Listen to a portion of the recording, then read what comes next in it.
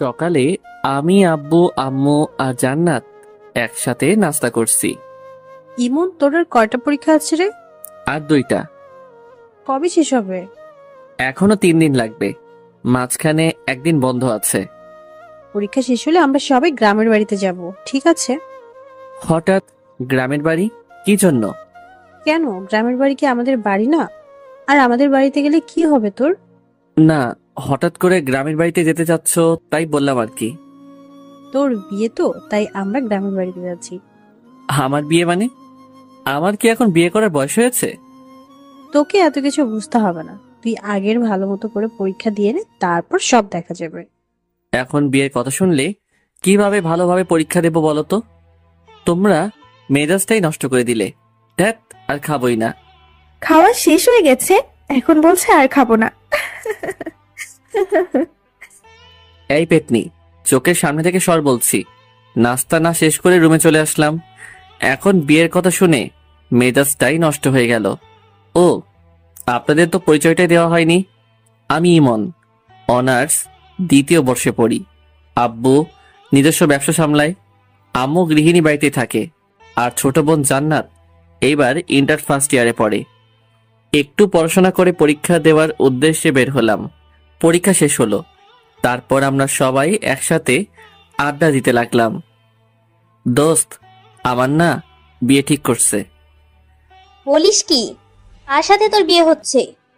জানি না রে, আম্মু বললো আর কি। তা দোষ, ইনভাইট করবি না? আরে রাখ তোদের ইনভাইট, আমার কি এখন বিয়ে করার বয়স হয়েছে? বিয়ের বয়স হয়নি, এতদিনে বিয়ে দিয়ে দিলে তো 2-3টা বাচ্চার বাবা হয়ে যেতি। তুই আসলেই একটু বেশি কথা বলিস। এভাবে বন্ধুদের সাথে কিছুক্ষণ আড্ডা দেওয়ার পর বাড়ি চলে আসলাম। কলিং বেল দিতেই আম্মু এসে দরজা খুলে দিল।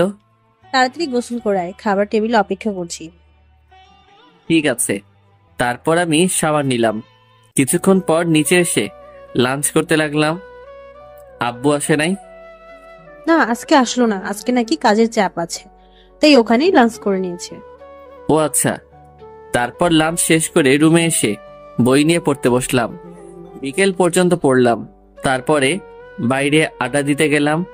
বাজারে গিয়ে দেখি সামি, হাসিব, আশিক ওরা সবাই চলে এসেছে। কি খবর মামা, আজকে তো দেরি করলি যে? পড়ছিলাম, একটু দেরি হয়ে গেল। এত পড়ে কি হবে রে?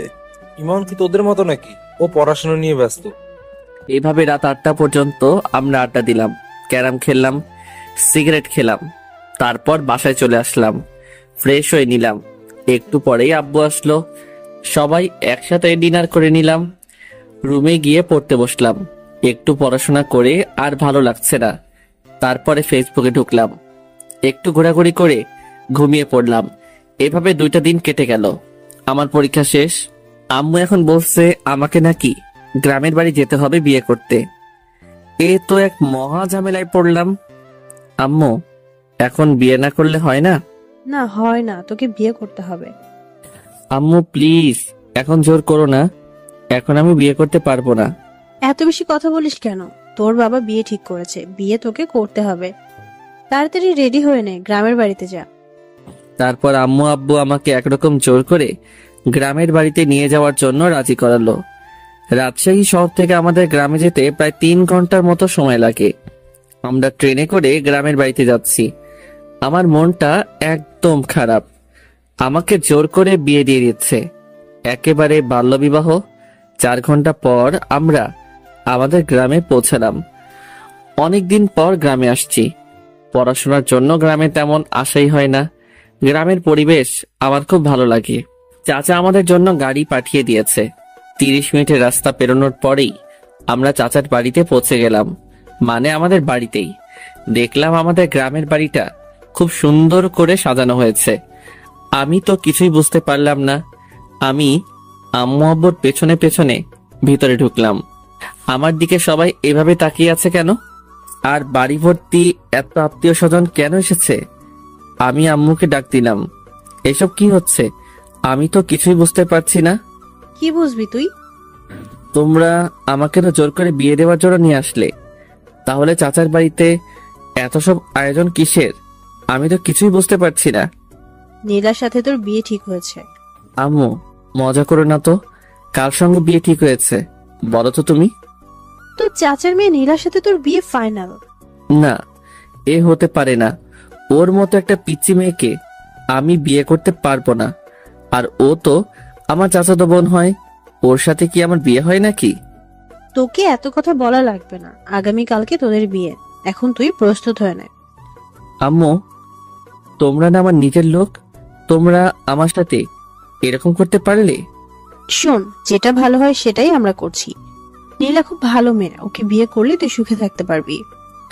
ওর মতো একটা পিচ্চি মেয়েকে আমি কোনো মতেই বিয়ে করতে পারবো না। তোমরা যা ইচ্ছা করো, আমি চলে গেলাম শহরে।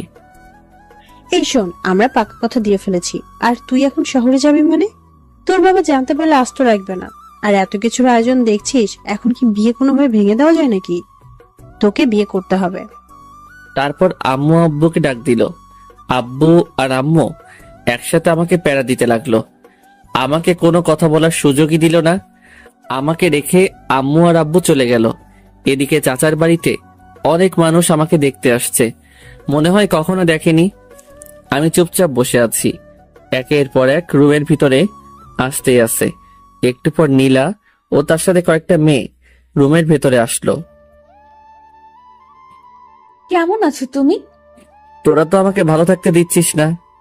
ও মা, হবু বউয়ের সাথে কেউ তুই করে কথা বলে নাকি? আরে রাখ তোর বউ, আমি তোকে কখনো বিয়ে করতে পারবো না। ছি ছি, কি সব বাজে কথা বলছো তুমি? শোনো, এরা হলো আমার বান্ধবী, তোমার সাথে পরিচয় করিয়ে দেওয়ার জন্য নিয়ে আসলাম। আমি কি বলবো ভেবে পাচ্ছি না। এরা তো সবাই একদল পিচ্চি। নীলা সবেমাত্র এসএসসি পরীক্ষা দিয়েছে। এসব পিচ্চিদের সাথে আমার একদমই কথা বলতে ইচ্ছে করছে না। আমি ফোনটা বের করে টিপতে লাগলাম। একটু পরে আবার নীলা আসলো। ওগো শুনছো, ওয়াশরুমটা ওইদিকে, যাও গিয়ে শাওয়ার নিয়ে আসো। নাকি আমার কোনো হেল্প লাগবে? নীলা শোন, আমি তোর ভাই না? ভাইয়ের সাথে কেউ এরকম বলে নাকি? হ্যাঁ, তোর আর আমার কখন এসব হয় নাকি? দেখো, তুমি যদি আর একবার ভাই বোনের কথা বলো, তাহলে কিন্তু আমি শাশুড়ি আম্মাকে বিচার দিব। চুপ তুই। তোর মতো একটা পিচ্চি মেয়েকে আমি কখনো বিয়ে করতে পারবো না। চোখের সামনে থেকে সর বলছি। নীলা মুখ গোমরা করে চলে গেল। আমি কি করব ও মুখ গোমরা করলে? ওর সাথে আমার কখনো এরকম হয় নাকি? একটু পর আম্মু আসলে রুমে। এই, তুই নীলাকে কি বলেছিস? ওই কিছু বলি নাই তো। বলেছে আম্মু, আমার সাথে খুব খারাপ ব্যবহার করেছে, এমনকি আমাকে মেরেছে। আরে আজব তো, আমি তোকে কখন মারলাম? আম্মু আমাকে বকাবকি করতে শুরু করলো। থাক আম্মু, ওকে আর কিছু বলো না। এরপর থেকে কিছু বললে তারপর বলবে। আচ্ছা ঠিক আছে নীলামা, তুই বলছিস তাই শুনলাম, না হলে ওকে আজ আমি মারতাম। আম্মু, তুমি ওর জন্য আমাকে মারবে? হ্যাঁ, মারবই তো। আম্মু, তুমি আমাকে বিশ্বাস পর্যন্ত করছো না। চুপ তুই, নীলা যা বলে তাই কর বলছি। আম্মু চলে গেল। নীলা শুধু চুপি চুপি হাসছে। এটা কি হলো? কিছুই হলো না। তুমি আমার কথা না শুনলে এরকমই হবে, ঠিক আছে? তুই আমার সাথে এরকম করবি? এইরকমই করব। এখন যাও বলছি, শাওয়ার নিয়ে আসো। যাব না। তোর বাপের কি? কি এত বড় কথা? আম্মু! আমি অমনি নীলার মুখটা চেপে ধরলাম। কি করছিস কি? আম্মুকে ডাকার কি দরকার? আমি আম্মুকে বলবো তুমি আমাকে আবার মারছো। তুই মিথ্যে কথা বলবি? কই মিথ্যা বলছি? আম্মুকে ডাকবো? না থাক। ওকে যাও, শাওয়ার নিয়ে আসো। তোর কথা মতো নাকি? আবার থামো, দেখাচ্ছি মজা। এই বলে নীলা আমাকে ঠেলতে ঠেলতে ওয়াশরুমের মধ্যে নিয়ে গেল। ওয়াশরুমের ভিতরে গিয়ে দরজা বন্ধ করে দিল। এই এই এই, এটা কি করছিস তুই? বেশি কথা বলো না, চুপচাপ শাওয়ারের নিচে গিয়ে দাঁড়াও। কি? আমি তোর সামনে গোসল করব? যা বলছি তুই এখান থেকে। এই যে মিস্টার, চোখ নামিয়ে কথা বলো, নয়তো আমি কিন্তু চিৎকার করব। চিৎকার করবি মানে? চিৎকার করব, আর সবাইকে বলবো তুমি আমাকে ওয়াশরুমে নিয়ে এসে দরজা বন্ধ করে দিয়েছো। এই না না, এমন করিস না, আমার লক্ষ্মী বোন। কি? তুমি আবার আমাকে বোন বলছো? দাঁড়াও দেখাচ্ছি। এই বলে নীলা আমার একেবারে কাছে এসে আমার গলা জড়িয়ে ধরলো। আমাকে একটা লিপ কিস দিয়ে পালিয়ে গেল। ওর মতো একটা মেয়ে আমাকে কিস করলো। ওকে তো কোনোভাবেই বিয়ে করা যাবে না, আমার জীবনটা একেবারে শেষ করে দেবে। তারপরে আমি শাওয়ার নিলাম। হায় রে, ওয়াশরুমে আমি তো কোনো কাপড় নিয়ে আসি নাই। এখন আমি কি করব? এই অবস্থায় আমি কিভাবে বাইরে যাব? ওয়াশরুমের দরজা খুলে একটু মুখ বাড়াতেই দেখলাম নীলা বিছানার উপর বসে আছে। ওই নীলা, আমি না ওয়াশরুমের ভেতরে কিছুই নিয়ে আসি নাই। ব্যাগ থেকে আমার কিছু কাপড় দে না প্লিজ। এইভাবে বললে হবে না, মিষ্টি করে বলো, তারপরে আমি দিয়ে যাচ্ছি। মিষ্টি করে কিভাবে বলবো? তুমি বলো, ওগো শুনছো, ব্যাগ থেকে আমার কিছু কাপড় দিয়ে যাও না। কি আর করব, নীলার কথা শোনা ছাড়া আমার তো আর কোনো উপায় নেই। ওগো বউ, শুনছো? ব্যাগ থেকে আমার কিছু কাপড় দিয়ে যাও না। নীলা হাসতে হাসতে কাপড় নিয়ে আমার সামনে এসে দাঁড়ালো। আর কোনো হেল্প লাগবে নাকি? মানে? না, চেঞ্জ করার। আমি অমনি দরজা আটকে দিলাম। ওর মতো একটা পিচ্চি মেয়ের সাথে আমি কিভাবে সারা জীবন কাটাবো? তারপরে চেঞ্জ করে রুমের ভিতরে আসলাম। দেখলাম নীলা সোফায় বসে আছে। কি তোর সমস্যা কি? তুই সব সময় এখানে কি করছিস? তুমি আমার সাথে ভালোভাবে কথা বলবি কিন্তু, না হলে। না হলে? না হলে কি করবি তুই? তোর মতো একটা পিচ্চি মেয়ে আমাকে শুধু বিরক্ত করতে জানিস। ওকে, আর বিরক্ত করব না, এখন শুধু ভালোবাসবো। এই বলে নীলা আমার কাছে আসতে থাকলো। আমি আস্তে আস্তে পেছনে সরে যাচ্ছি। সরতে সরতে দেওয়ালের সাথে আটকে গেলাম। এই পিচ্চি, একদম কাছে আসবি তো বলছি। নীলা আস্তে আস্তে আমার একেবারে কাছে চলে আসলো। ভয় করছো কেন? কালই তো আমাদের বিয়ে, তারপর তো সব ঠিক হয়ে যাবে, তাই না? তুই সর বলছি। ওকে চলো, নিচে সবাই লাঞ্চ করার জন্য অপেক্ষা করছে। তুই যা, আমি তোর সাথে যাব না। বেশি কথা বলো না, একসাথে চলো বলছি, না হলে কিন্তু আবার কাছে আসবো। না না, কাছে আসিস না, চল তোর সাথে যাব। তারপর আমি নিচে গিয়ে লাঞ্চ করার জন্য একটা চেয়ারে গিয়ে বসলাম। সবাই আমাদের দিকে তাকিয়ে আছে। আমাদের বলতে আমার আর নীলার দিকে সবাই হা করে তাকিয়ে আছে। নীলার আম্মু মানে চাচি বলল, নীলা তুই জামাইয়ের পাশে গিয়ে বস। আমি তো একদম অবাক, চাচি আমাকে আগেই জামাই বলছে। না কোনো পাগলের পাল্লায় পড়লাম রে, যে কিছুই বুঝতে পারছি না। এদিকে নীলা আমার পাশের চেয়ারে বসে আমাকে শুধু বিরক্ত করে যাচ্ছে, পা দিয়ে শুধু আমার পায়ে টোকা দিচ্ছে। আমি তাড়াতাড়ি লাঞ্চ শেষ করে রুমে এসে দরজা বন্ধ করে দিলাম, যাতে পিচ্চিটা আমাকে বিরক্ত করতে না পারে। আমি ফোনটা বের করে স্বামীকে একটা ফোন দিলাম। মামা, কি খবর? কি করছিস? আর বলিস না, এখানে আমার একদম ভালো লাগছে না। কবে যে বাসায় আসবো রে। কেন ভালো লাগছে না কেন? এখানে সব পিচিদের পাল্লায় পড়েছি, আমার একদমই ভালো লাগছে না। আচ্ছা মামা, তাহলে থাক, আমরা সবাই এখন ব্যস্ত আছি, পরে কথা হবে। কিসের ব্যস্ত? আরে তোদের বাড়িটা সুন্দর করে সাজিয়ে দিচ্ছি মামা, আসল ঘরটা এমন করে সাজিয়েছি না, খেলা হবে। রাখ তোর খেলা। তারপরে ফোনটা কেটে দিলাম। ফেসবুকে ঢুকে অযথাই ঘোরাঘুরি করলাম, কিছুই যে ভালো লাগছে না। এদিকে তো ফেসবুকে শুধু মেসেজ আসতেই আছে, সবাই উইশ করছে, বিয়ের উইশ। আমি বুঝতে পারলাম না এত বন্ধু বান্ধব ফেসবুকে, এরা আমার বিয়ের কথা জানলো কিভাবে। তারপরে দেখলাম আশিক আমার বিয়ে নিয়ে ফেসবুকে একটা পোস্ট করেছে। মেজাজটাই তো গরম হয়ে গেল। তারপরে বিকেল হয়ে আসলো। এদিকে নীলা এসে বারবার আমাকে বিরক্ত করছে। একটু পরপরই আমার রুমে আসছে, এটা সেটা বলছে। ওর বান্ধবীরা আমাকে নিয়ে হাসাহাসি করছে। আমি বুঝতে পারলাম না ওদের মতো এক একটা পিচ্চিদের সাহস কিভাবে হয় আমাকে নিয়ে হাসাহাসি করার। আমি কিছুই বললাম না, কারণ এখানে অনেক আত্মীয় স্বজন আছে। ওরা যদি জানতে পারে তাহলে কি বলবে। তারপরে রাত হয়ে আসলো, বিয়েটা তাহলে হয়ে যাচ্ছে, আমি কিছু করতে পারছি না। কি আজব, চাচাতো বোনের সাথে বিয়ে, ভাবতেই কেমন লজ্জা লাগছে। তাও একটা পিচ্চি মেয়ে, যে কিনা এবার এসএসসি দিল মাত্র। বাইরে সবাই অনেক আনন্দ করছে, গান বাজছে খুব জোরে। আমি রুমের মধ্যে বসে আছি, নিচে সবাই যে যার মতো ব্যস্ত। রুমের মধ্যে বসে মোবাইল টিপতেছি, এমন সময় নীলা আসলো। কি ব্যাপার মশাই, একা একা রুমের মধ্যে? নিচে চলেন, সবাই অনেক মজা করছে। তোর সমস্যা কি? আমি একা থাকলে? তুই যা, আমি যাব না। শোনো, তোমাকে অনেক বলেছি তুমি আমার সাথে ভালোভাবে কথা বলবে। বলবো না। কি করবি তুই? ওকে, দেখাচ্ছি কি করি। এই, না না না না। তাহলে নিচে চলো, আমার সাথে নাচবে। কি? তোর সাথে নাচবো? তাও আবার আমি? এত অবাক হয়ে লাভ নেই, যাবে কিনা সেটা তাড়াতাড়ি বলো। কখনই যাব না, তুই যা তো। ওকে, দেখাচ্ছি। এই শোন, আমার না এত জোরে আওয়াজ একদম পছন্দ না। জোরে সাউন্ড হলে আমার মাথায় সমস্যা হয়, তার জন্যই আমি নিজে যেতে চাচ্ছি না আর কি। সত্যি বলছো? হ্যাঁ, একদম সত্যি। ওকে, তাহলে নিচে যাওয়া লাগবে না, আমরা দুজন এখানে বসে গল্প করব। এই শোন, এখন দুজন একসাথে থাকলে মানুষ কি বলবে? হ্যাঁ, কে কি বললো সেটা দেখার বিষয় না, আমি আমার জামাইয়ের সাথে বসে গল্প করছি, তাতে মানুষের কি? তোর জামাই হতে আমার বয়েই গেছে। ফিসফিস করে কি বললে? কই কিছু না তো, কিছু বলি নাই। এইভাবে দুজন অনেকক্ষণ ধরে বসে গল্প করলাম। গল্প নয় তো, অনেকটা ঝগড়ার মতো। এই নীলা শোন, আমার না এখন ঘুম পাচ্ছে, অনেক রাত হয়ে গেছে। তুই এখন যা, আমি ঘুমাবো।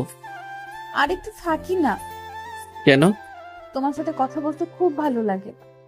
আচ্ছা, অনেক কথা বলেছিস, এখন যা, আমি ঘুমাবো। নীলা আমাকে একটা কিস করে চলে গেল। আমি এই পিচিটার জ্বালায় আস্তে আস্তে শেষ হয়ে যাচ্ছি। কি করেছে এই পিচির হাত থেকে রেহাই পাবো বুঝতে পারছি না।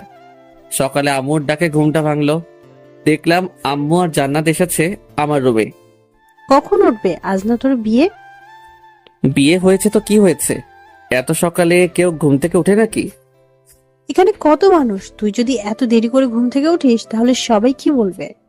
তোকে নিয়ে হাসাহাসি করবে যে। আচ্ছা যাও, উঠছি। তারপর আমি উঠে ফ্রেশ হয়ে নিলাম। একটু পর আবার সেই প্যারার আগমন রুমে। শুভ সকাল। অশুভ সকাল? অশুভ মানে? তোকে এত বুঝতে হবে না। তুমি আমার সাথে এভাবে কেন কথা বলো? তোর মতো একটা পিচির সাথে কিভাবে কথা বলবো শুনি?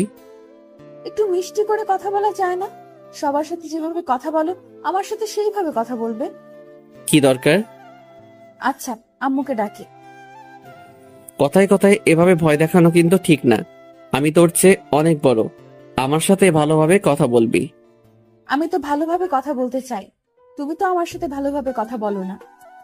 তুমি আমার সাথে ভালোভাবে কথা বললে আমি আমার আম্মুর ভয় দেখাবো না। ঠিক আছে। এখন চলো, ব্রেকফাস্ট করবে। তোর সাথে ব্রেকফাস্ট করব না, তুই কালকে আমাকে অনেক জ্বালিয়েছিস। আচ্ছা, আজকে একটুও জ্বালাবো না, চলো তুমি। সত্যি তো? হ্যাঁ সত্যি, চলো। তারপর ব্রেকফাস্ট করে নিলাম। রুমের মধ্যে বসে আছি, ছাদে যাচ্ছি, ফোন টিপছি। এভাবে দুপুর হয়ে আসলো। বিয়ের আয়োজন শুরু হয়ে গেল। আমি একটা সাদা পাঞ্জাবি পরেছি, একেবারে বুড়া বুড়া লাগছে। সাদা পাঞ্জাবি আমি আগে কখনো পরি নাই, আজকে আম্মু অনেক জোরাজোরি করলো তাই পরলাম। আর বিয়েতে নাকি সাদা কাপড় পরতে হয়। একটু পরে কাজী সাহেব বিয়ে পড়াতে শুরু করলো। আমি চুপচাপ বসে আছি, সবাই ছবি তোলা নিয়ে ব্যস্ত। এদিকে শহর থেকে আমার বন্ধু বান্ধব এবং আব্বুর অনেক বন্ধু বান্ধব, অনেকে আমার বিয়েতে। বিয়ের কার্যক্রম একেবারে শেষ, এখন বাড়িতে যাওয়ার পালা। চাচা চাচি নীলাকে আমার হাতে তুলে দিল। তারা অনেক কান্নাকাটি করছে, নীলাও অনেক কান্নাকাটি করছে। আমার তো একটু একটু হাসি পাচ্ছে। যাই হোক, চুপচাপ দাঁড়িয়ে থাকলাম। একটু পর আমরা আমাদের বাড়িতে যাওয়ার জন্য রওনা দিলাম। অনেক দূরের রাস্তা, যেতে যেতে প্রায় সন্ধ্যা পেরিয়ে যাবে। নীলা আমার পাশের সিটে বসে আছে, একটু পর পর আমার দিকে তাকাচ্ছে আর হাসছে। আমি তো পিচিটার কাহিনী দেখে একেবারে অবাক, কখনো কাঁদছে কখনো হাসছে, কিছুই বুঝতে পারছি না। কিছু দূর যাওয়ার পরে নীলা আমার কাঁধে মাথা রেখে ঘুমিয়ে পড়ল। এই প্রথম নীলার মুখের দিকে ভালো করে তাকাইলাম। বাহ, পিচিটাকে দেখতে কিন্তু খুব সুন্দর লাগছে, একেবারে বউ বউ লাগছে। এই, আমি কি সব ভাবছি? নীলার মতো একটা পিচি মেয়েকে নিয়ে, ওকে তো আমি কোনোদিনও বউ হিসেবে মেনে নিব না। আমি কি সব আজে বাজে চিন্তা করছি। এভাবে নানান কথা ভাবতে ভাবতে সন্ধ্যায় বাড়িতে পৌঁছে গেলাম। গাড়ি থেকে নামতেই আমি রীতিমতো অবাক। ওয়াও, আমাদের বাড়িটাকে দেখতে কি সুন্দর লাগছে, কি সুন্দরভাবে লাইটিং করা হয়েছে। বাড়িটার সৌন্দর্য দেখে আমি মুগ্ধ হয়ে যাচ্ছি। বাড়ি দেখতে দেখতেই ভেতরে চলে আসলাম। আমি আমার রুমে যাব, অমনি দেখলাম দরজায় একটা তালা ঝুলানো। তারপরে দেখলাম সামি, আশিক, হাসিব সবাই দরজার সামনে চলে আসলো। কি খবর? এই সন্ধ্যায় বাসর ঘরে যাওয়ার জন্য এত আগ্রহ? না, বাসর ঘরে যাব মানে? আমি তো আমার রুমে যাচ্ছিলাম। বুঝেছি ভাই, আমাদের আর বোঝাতে হবে না। আর একটু ধৈর্য ধরে অপেক্ষা কর ভাই। আমি কোনো কথা না বলে পাশের রুমে ফ্রেশ হতে চলে গেলাম। আম্মু এসে আমাকে আরেকটা পাঞ্জাবি দিল, বলল তুই এই পাঞ্জাবিটা পর। আম্মু, সাদা কালারের পাঞ্জাবি পরতে একদম ভালো লাগে না। আমি এখন পাঞ্জাবি পরবো কেন? আমি এখন টি শার্ট পরবো। বাসুরাতে কেউ টি শার্ট পরে নাকি? আচ্ছা তুই থাম, আমি সাদাটা চেঞ্জ করে অন্য একটা কালারের পাঞ্জাবি নিয়ে আসছি। আচ্ছা ঠিক আছে। ফ্রেশ হয়ে বন্ধুদের সাথে আড্ডা দিতে লাগলাম। সবাই মিলে অনেক মজা করছি। সবাই তো শুধু বাসর ঘর করছে। আমার তো শুনতে একদমই ভালো লাগছে না। রাত 11টা বেজে গেল। আম্মু আব্বু এসে আমাকে বকাবকি করতে শুরু করে দিল। তোর বুদ্ধি বলতে কিছুই নেই। এখন রাত 11টা বেজে গেছে আর তুই এখনো বসে আছিস? যা তাড়াতাড়ি রুমে যা। মাথা নিচু করে চুপচাপ রুমে যাচ্ছি। দরজার সামনে যেতেই স্বামী আমার কাছে আসলো। মামা, বালিশের নিচে রাখা আছে। তোর শালা, শত সামনে থেকে। তারপর আমি দরজা খুলতেই পুরোপুরি অবাক হয়ে গেলাম। রুমটা এত সুন্দর করে সাজানো আমি কিছুতেই বোঝাতে পারবো না।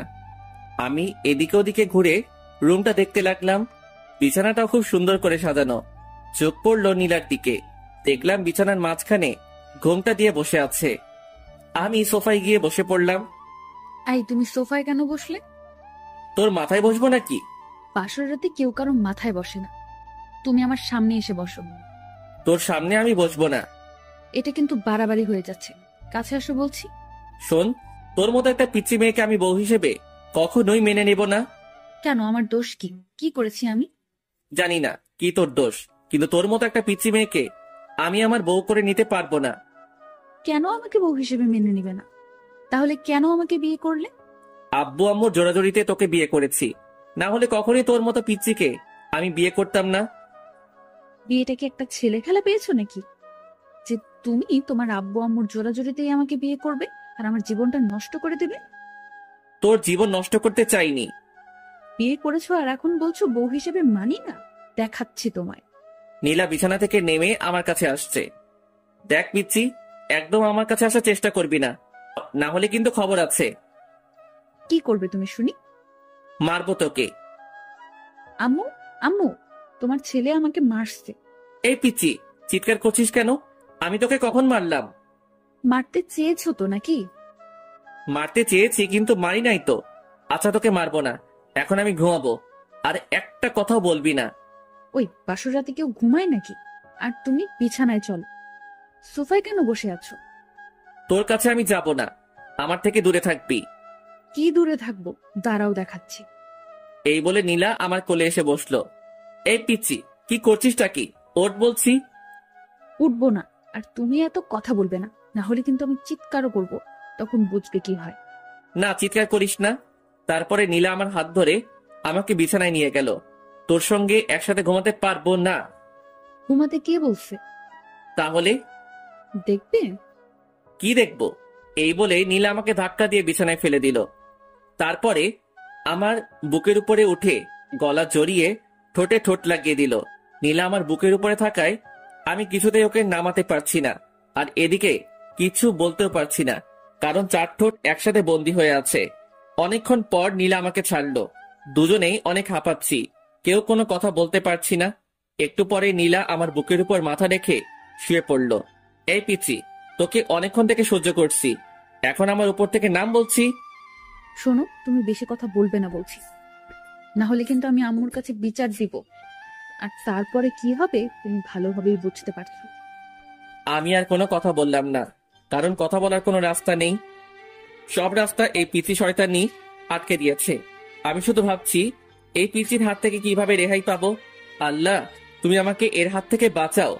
আমি আর পারছি না, এইটুকু একটা মেয়েকে কিভাবে নিজের বউ করে নেব বুঝতে পারছি না, তাও আমার চাচাতো বোন। মেনে নেওয়া একেবারে অসম্ভব। এই নীলা, এবার আমার উপর থেকে নাম, নেমে ঘুমা, অনেক রাত হয়েছে। বাসর রাতে কেউ ঘুমায় না।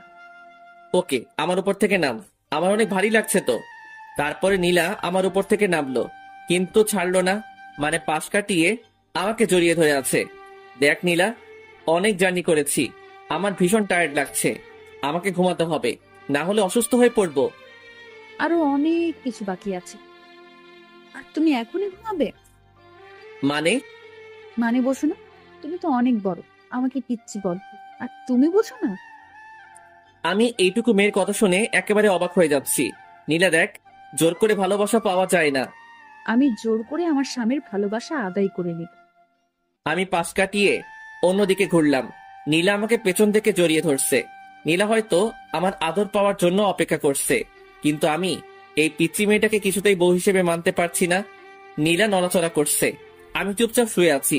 একটু পর পর আমাকে ছাড়ছে, আবার জড়িয়ে ধরছে। অনেকক্ষণ পর লক্ষ্য করলাম নীলা আর নড়ছে না, হয়তো ঘুমিয়ে পড়েছে। আমিও এটা সেটা ভাবতে ভাবতে ঘুমিয়ে পড়লাম।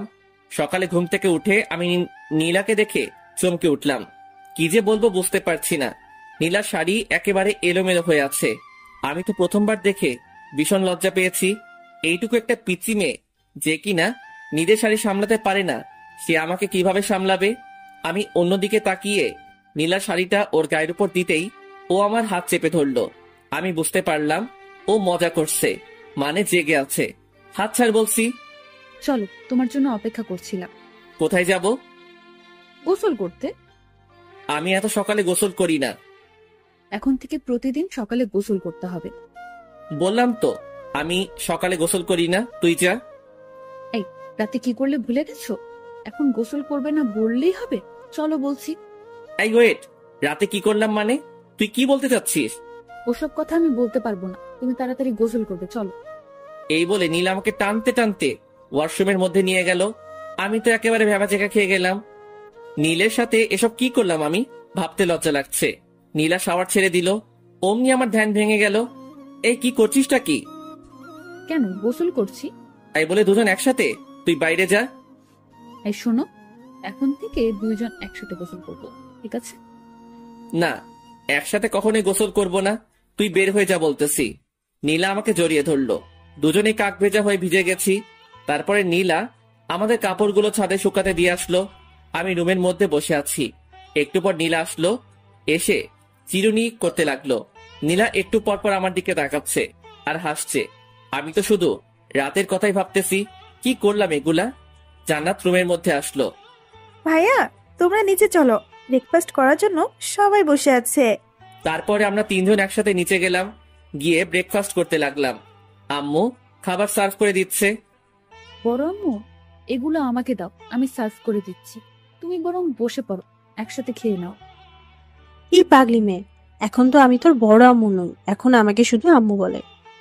ঠিক আছে আম্মু, তুমি বসে পড়ো, আমি সার্ভ করছি। এই না, তুই তো অনেক ছোট, তুই এখন এগুলা করবি না, বড় হয়ে তারপরে করবি। ঠিক আছে আম্মু।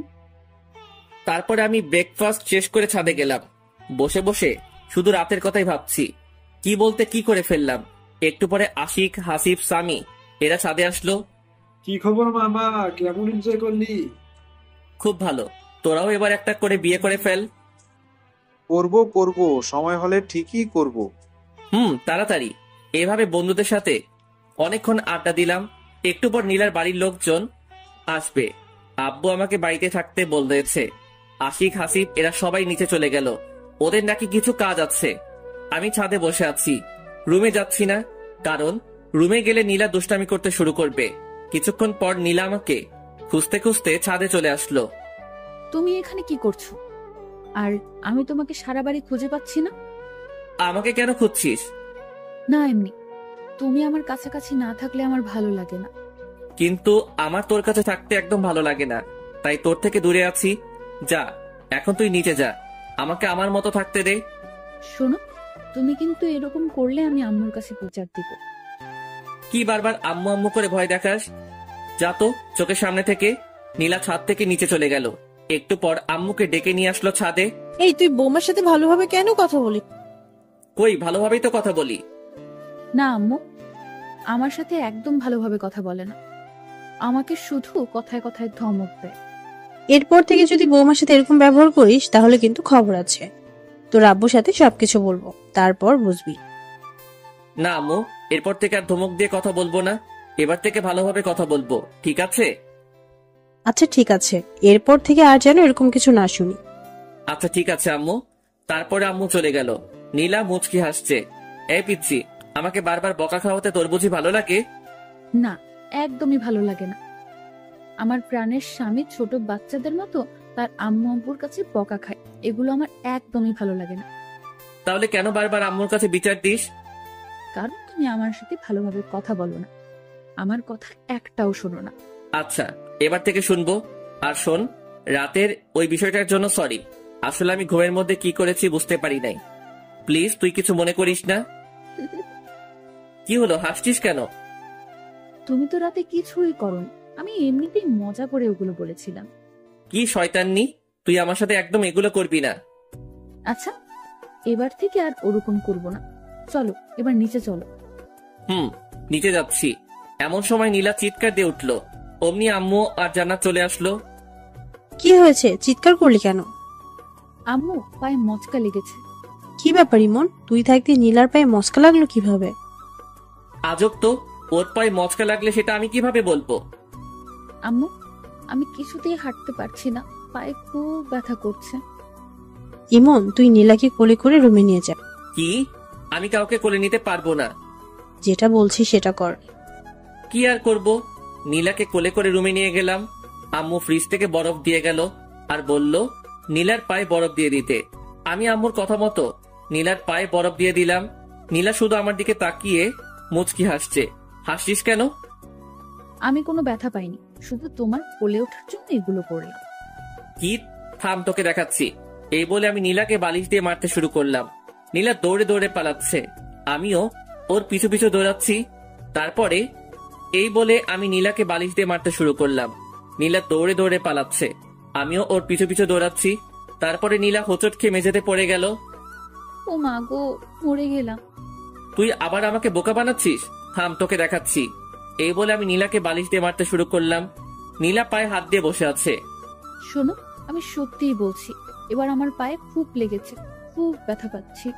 কই দেখি তোর পা। দেখলাম নীলার পা অনেকটা ফুলে আছে। আমি বুঝতে পারলাম এবার ওর পায়ে সত্যি সত্যি লেগেছে। আমি নীলাকে উঠিয়ে বিছানায় শুইয়ে দিলাম। তারপর নীলার পায়ে বরফ লাগিয়ে দিলাম। একটু পর নীলার বাড়ির লোকজন আসলো। আমি আর নীলা সবার সাথে কথা বললাম। আম্মু বলল আমাকে নাকি আজকে নীলার বাড়িতে যেতে হবে, এটা নাকি নিয়ম। আমি অনেক অজুহাত দেখিয়ে না যাওয়ার চেষ্টা করলাম, কিন্তু আমাকে জোর করে পাঠিয়ে দিল। বিকেলের দিকে আমি নীলা আর জান্নাত রওনা দিলাম শ্বশুর বাড়িতে। পৌঁছাতে পৌঁছাতে রাত্রি হয়ে গেল। ওখানে পৌঁছে ফ্রেশ হয়ে ডিনার করে নিলাম। নীলার বাড়িতে এখনো অনেক আত্মীয় স্বজনরা আছে। এখানে এসে জামাই আদর ভালোই পেলাম। রাতে রুমে বসে আছি, এমন সময় নীলা আসলো। এই চলো না, দুজন ছাদে ঘুরে আসি। ভালো লাগছে না, তুই যা। তুমি সবসময় এরকম করো কেন? কি রকম করি? এই যে, আমার একটা কথাও শোনো না। এই রাত্রিবেলা কেউ ছাদে যায় নাকি? আচ্ছা, ছাদে যাওয়া লাগবে না, আমার কাছে আসো। তোর কাছে যাবো মানে? আমার কাছে আসো, আমি তোমাকে আদর করব। এই আমি কি ছোট নাকি যে আমাকে আদর করা লাগবে? আর তোর আদর নেওয়ার ইচ্ছা আমার নেই। ইচ্ছা না থাকলেও নিতে হবে। তুমি আমার স্বামী, আমি সবকিছু করতে পারি। এই বলে নীলা আমার দিকে এগিয়ে আসতে লাগলো। আমি বসা থেকে উঠে দাঁড়ালাম আর আস্তে আস্তে পিছনে সরতে লাগলাম। নীলা আমার কাছে এসে আমাকে জড়িয়ে ধরলো। আমি নীলাকে ছাড়াতে পারছি না। ওর শরীরে হাত দিয়ে আমি ওকে ছাড়াবো কিভাবে? ওকে ছাড়তে বলবো এমন সময় নীলা আমার মুখ বন্ধ করে দিল। এখন শুধু শব্দ করতে পারছি, এর বেশি কিছু বলতে পারছি না। একটু পর নীলা ওর ঠোঁট সরিয়ে নিল আর আমার বুকে মাথা লুকালো। আমাকে খুব শক্ত করে জড়িয়ে ধরলো। তুই আমার ইচ্ছার বিরুদ্ধে এগুলো করতে পারিস না, আমি তোকে বউ হিসেবে মানি না। আস্তে আস্তে সব মেনে নেবে, এখন শুধু আমাকে সহ্য করো। আর বেশি কিছু করতেই পারবে না, আর এর বেশি কিছুই করতে পারবে না। জোর করে ভালোবাসা পাওয়া যায় না। আমি জোর করেই ভালোবাসা আদায় করে নেব। আমার ঘুম পাচ্ছে, আমাকে ছাড়। তুই আজ কোনো ঘুম হবে না, আজ সারা রাত শুরু রোম্যান্স হবে। তুই পিচ্ছি মেয়ে, তুই রোমান্সের কি বুঝিস? অনেক কিছুই বুঝি। আমি নীলার কাছ থেকে ছুটে বিছানায় এসে শুয়ে পড়লাম। নীলা এসে আবারও পাশে শুয়ে পড়লো। আমি নীলার বিপরীত দিকে তাকাইলাম। নীলা আমাকে পেছন থেকে জড়িয়ে ধরলো। আমি বারবার ছাড়তে বললাম, কিন্তু ও ছাড়লো না। আসলে নীলা আমার কোনো কথাই শোনে না, ওর যেটা মন চায় সেটাই করে। নীলা জোর করে আমার মাথা ওর দিকে ঘুরিয়ে নিল। এই কি চাস তুই বলতো? আমার দিকে তাকিয়ে দেখো আমার কি লাগবে। সেটা তুই কখনোই পাবি না। বৃথা চেষ্টা করিস না, আমাকে ছেড়ে দে। নীলা এবার চোখ বড় বড় করে তাকালো। আমার তো কেমন ভয় লাগছে ওকে দেখে। নীলা এবার আমার চুল ধরে আমার মাথা ওর বুকের মধ্যে জড়িয়ে ধরলো। আমি ছটফট করতে লাগলাম। এইটুকু একটা পিচ্চিমের কারবার দেখে আমি জোরে নড়াচড়া করতে পারছি না। নীলা খুব শক্ত করে আমার চুল ধরে আছে। একটু নড়তেই আমার চুলে লাগছে। এভাবে নীলার অত্যাচার সহ্য করতে হলো প্রায় 2 ঘন্টার মতো। নীলা ঘুমিয়ে পড়েছে, কিন্তু আমাকে ছাড়ছে না। আমি কোনোভাবেই ওর কাছ থেকে নিজেকে ছাড়াতে পারলাম না। ভাবছি কি করা যায়। মাথায় একটা বুদ্ধি এলো। এখান থেকে বাড়িতে গিয়ে আমি ঢাকায় চলে যাব। ঢাকায় গিয়ে একটা জব করব, আর নীলাকে বাসায় রেখে যাব, যাতে ওর অত্যাচার আমাকে না সহ্য করতে হয়। বাহ, দারুণ বুদ্ধি পেলাম। একটু পরে আমি ঘুমিয়ে পড়লাম। সকালে ঘুম থেকে উঠে আমি আজকেও অবাক। নীলা শাড়ির মধ্যে আমাকে পিছিয়ে নিয়েছে, একেবারে 2-3টা প্যাচ দিয়েছে। কি করব বুঝতে পারছি না। এখান থেকে বেরোতে লাগলে নীলার শাড়ি খুলে যাবে। আমি খুব ভালোভাবে বুঝতে পারছি এগুলো ও নিজের ইচ্ছাতেই করে। না জানি ঘুমের মধ্যে আরো কত কিছুই না করে। আমি নীলার শাড়ির মধ্যে থেকে বের হওয়ার চেষ্টা করছি, কিন্তু বের হতে পারছি না। আমি একটু নাড়াচাড়া করতেই নীলা চোখ খুলল। আমি জানতাম তুমি আমার কাছে আসবেই। এই চুপ কর, আমার মোটেও তোর কাছে আসার কোনো ইচ্ছা নেই। তুই আমাকে তোর শাড়ির মধ্যে প্যাচ দিয়েছিস। ওমা, আমি কোথায় প্যাচ দিলাম? তুমি নিজেই এসেছো, আমি বুঝতে পারছি। এই চুপ, আর একটা কথা বলবি না। আমাকে বের হতে দে। তারপরে নীলা ওর শাড়ি খুলে ফেললো। আমি চুপচাপ বিছানা থেকে উঠে ওয়াশরুমে গেলাম। আমি ফ্রেশ হয়ে আসলাম। তারপরে নীলা ফ্রেশ হতে গেল। একটু পরে নিচে গেলাম ব্রেকফাস্ট করতে।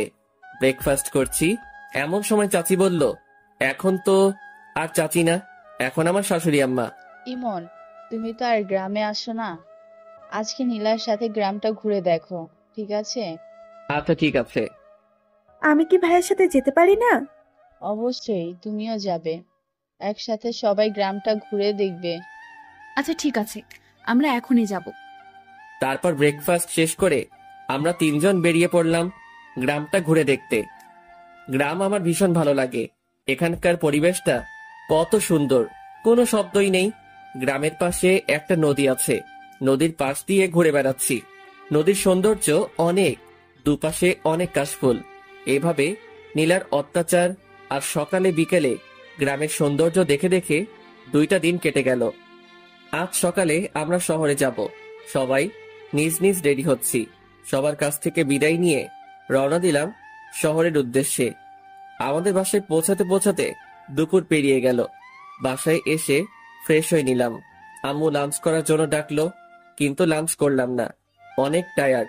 তাই সরাসরি রুমে গিয়ে ঘুমিয়ে পড়লাম। বিকেলের দিকে ঘুম ভাঙলো। ঘুম ভাঙতে দেখলাম আমার পাশে নীলা ঘুমিয়ে আছে। আমি উঠে ফ্রেশ হয়ে নিলাম। তারপরে বাইক নিয়ে বেরিয়ে পড়লাম। অনেক দিন থেকে বন্ধুদের সাথে আড্ডা দেওয়া হয়নি। আমি বাজারে পৌঁছালাম। বাড়ি থেকে বের হওয়ার সময় সবাইকে ফোন দিয়ে চলে আসতে বলেছি, কিন্তু এখনো কেউই আসেনি। কিছুক্ষণ অপেক্ষা করার পর আশিক আসলো। কি খবর, কেমন আছিস? এই তো ভালো আছি। তুই কেমন আছিস? বিয়ে করে তো আমাদের ভুলে গেলি। আরে না, তোদের সবাইকে খুব মিস করি। ও আচ্ছা, ভাবির কি খবর, কেমন আছে? হ্যাঁ ভালো আছে। এইভাবে দুজনে বসে গল্প করছি। কিছুক্ষণ পর হাসিব আর সামি আসলো। আমরা 4 জন ক্যারাম খেলতে শুরু করলাম। আমরা নিয়মিত ক্যারাম খেলি। কিছুদিন না খেলায় আমি তেমন খেলতে পারছি না। ক্যারাম খেলছি আর সিগারেট টানছি। কখন যে রাত হয়ে গেছে বুঝতেই পারি নাই। আমরা সবাই যে যার বাসায় চলে আসলাম। আমার বাসায় পৌঁছাতে পৌঁছাতে রাত 9টা বেজে গেল। কলিং বেল দিলাম। আম্মু এসে দরজা খুলে দিল। আচ্ছা তোমরা যাও, আমি ফ্রেশ হয়ে আসছি, তারপরে আমি ওয়াশরুমে যাব। এমন সময় নীলা এসে সামনে দাঁড়ালো। কি সমস্যা তোর? সামনে দাঁড়িয়েছিস কেন? তুমি কোথায় গিয়েছিলে আমাকে না বলে? কোথায় যাব না যাব সেটা কি তোকে বলে যেতে হবে নাকি? আই ওয়েট, তুমি কি খেয়েছো? কি খেয়েছি মানে? তুমি স্মোক করো? সিগারেটের গন্ধ বের হচ্ছে। শর্ত সামনে থেকে। আমি নীলার পাশ কাটিয়ে ওয়াশরুমে গেলাম। তারপরে ফ্রেশ হয়ে নিচে গেলাম ডিনার করতে। দেখলাম আম্মু, আব্বু, জান্নাত, নীলা সবাই বসে আছে আমার জন্য। একসাথে ডিনার করবে, তাই আমি গিয়ে বসে পড়লাম। আম্মু খাবার সার্ভ করতে শুরু করলো। আম্মু, তুমিও বসে পড়ো, আমাদের সাথেই খাবে। আচ্ছা ঠিক আছে, বসছি, তোরা খেতে শুরু কর। আব্বু, আমার কিছু কথা ছিল। হ্যাঁ বলো। আব্বু, আমি এখন জব করব। অনেক তো বসে থাকলাম, এখন একটা কোনো কাজ করি। তাছাড়াও এখন তো বিয়ে করেছি, একটা জব করা দরকার। না, তোকে কোনো জব করতে হবে না। দ্যাট ভালো লাগে না। আমার একটা কথাও তোমরা শোনো না। আমি ডিনার না শেষ করে রুমে চলে আসলাম। নীলার কাছ থেকে বাঁচার একটা বুদ্ধি পেলাম। এটাও আব্বু বন্ধ করে দিল। এখন কি করব? কিভাবে এই পিচ্চি শয়তান্নির হাত থেকে বাঁচবো? একটু পরেই নীলা আসলো। নীলা এসে দরজা লক করে দিল। এই, তোমার সমস্যা কি? কোনো সমস্যা নেই। বলো বলছি। এই শোন, মাথা এমনিতেই গরম হয়ে আছে, আর রাগিয়ে দিস না বলছি। আমি বুঝতে পেরেছি, তুমি আমার হাত থেকে বাঁচার জন্য বাইরে জব করতে যেতে চাচ্ছ। একটা কথা শুনে রাখো, আমার হাত থেকে তোমার নিস্তার নেই। তুমি যেখানেই যাও, আমি সব সময় তোমার পাশে থাকবো। তুই আসলেই একটু বেশি কথা বলিস। বেশি দেখছোটা কি? এখন দেখবে। মানে কি বলছিস? মানে তুমি স্মোক করো। এখন আমি সরাসরি আম্মুকে বলে দিব। তুই দেখেছিস আমি স্মোক করি? দেখি নাই, তবে গন্ধ পেয়েছি। এখনই আমি আম্মুকে বলছি। এই বলে নীলা বাইরের দিকে যেতে লাগলো। আমি ওর হাতটা ধরলাম। এই, আম্মুকে বলিস না প্লিজ। এর আগে আম্মু অনেক বকাবকি করেছিল, এমনকি আমাকে চড় মেরেছিল। আচ্ছা বলবো না, আমার কয়েকটা শর্ত আছে। এগুলো শুনলে আমি আর আম্মুকে বলবো না। কি শর্ত?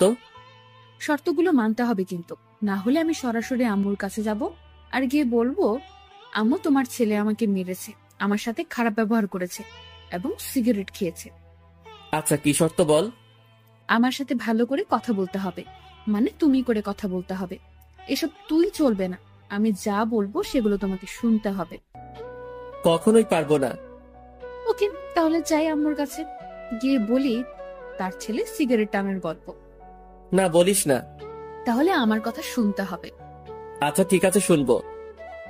থ্যাংক ইউ, এ বলে একটা কিস বসিয়ে দিল। আমি শুধু মাথা নিচু করে থাকলাম, কিছুই করতে পারছি না। আবার একটা বুদ্ধি বের করতে হবে। আই, কি ভাবছো? না কিছু না। ওকে, তাহলে এখন আমাকে একবার জড়িয়ে ধরো।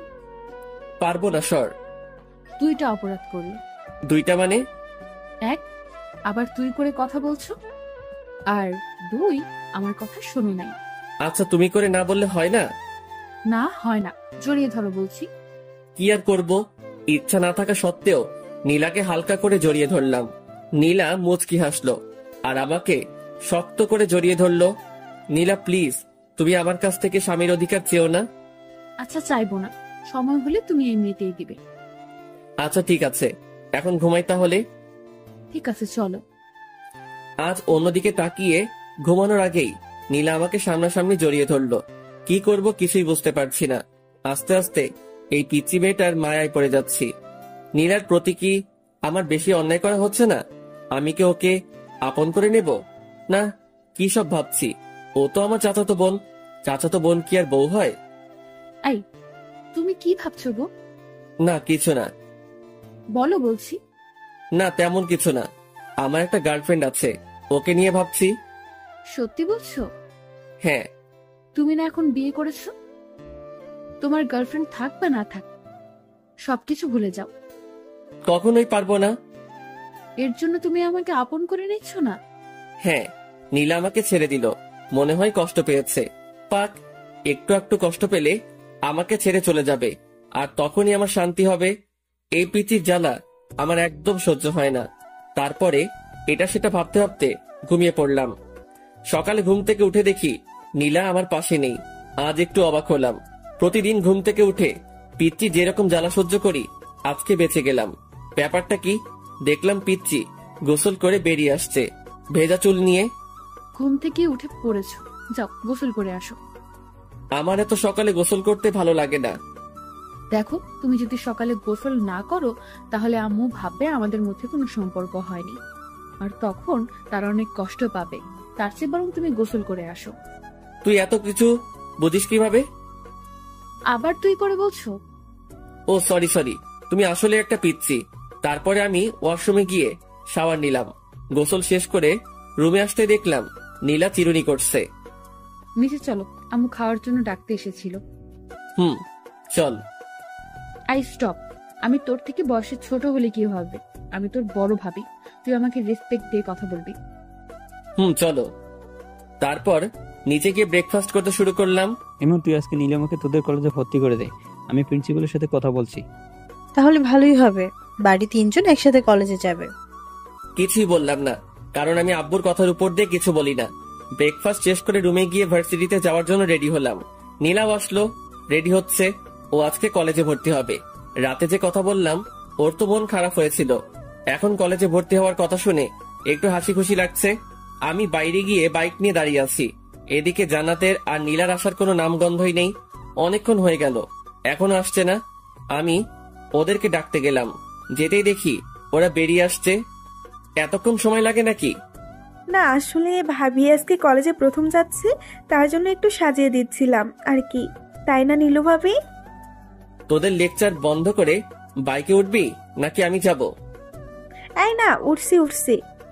আগে নীলা উঠলো, তারপরে জান্নাত উঠলো। আমি বাইক স্টার্ট দিয়ে ভার্সিটির দিকে যেতে লাগলাম।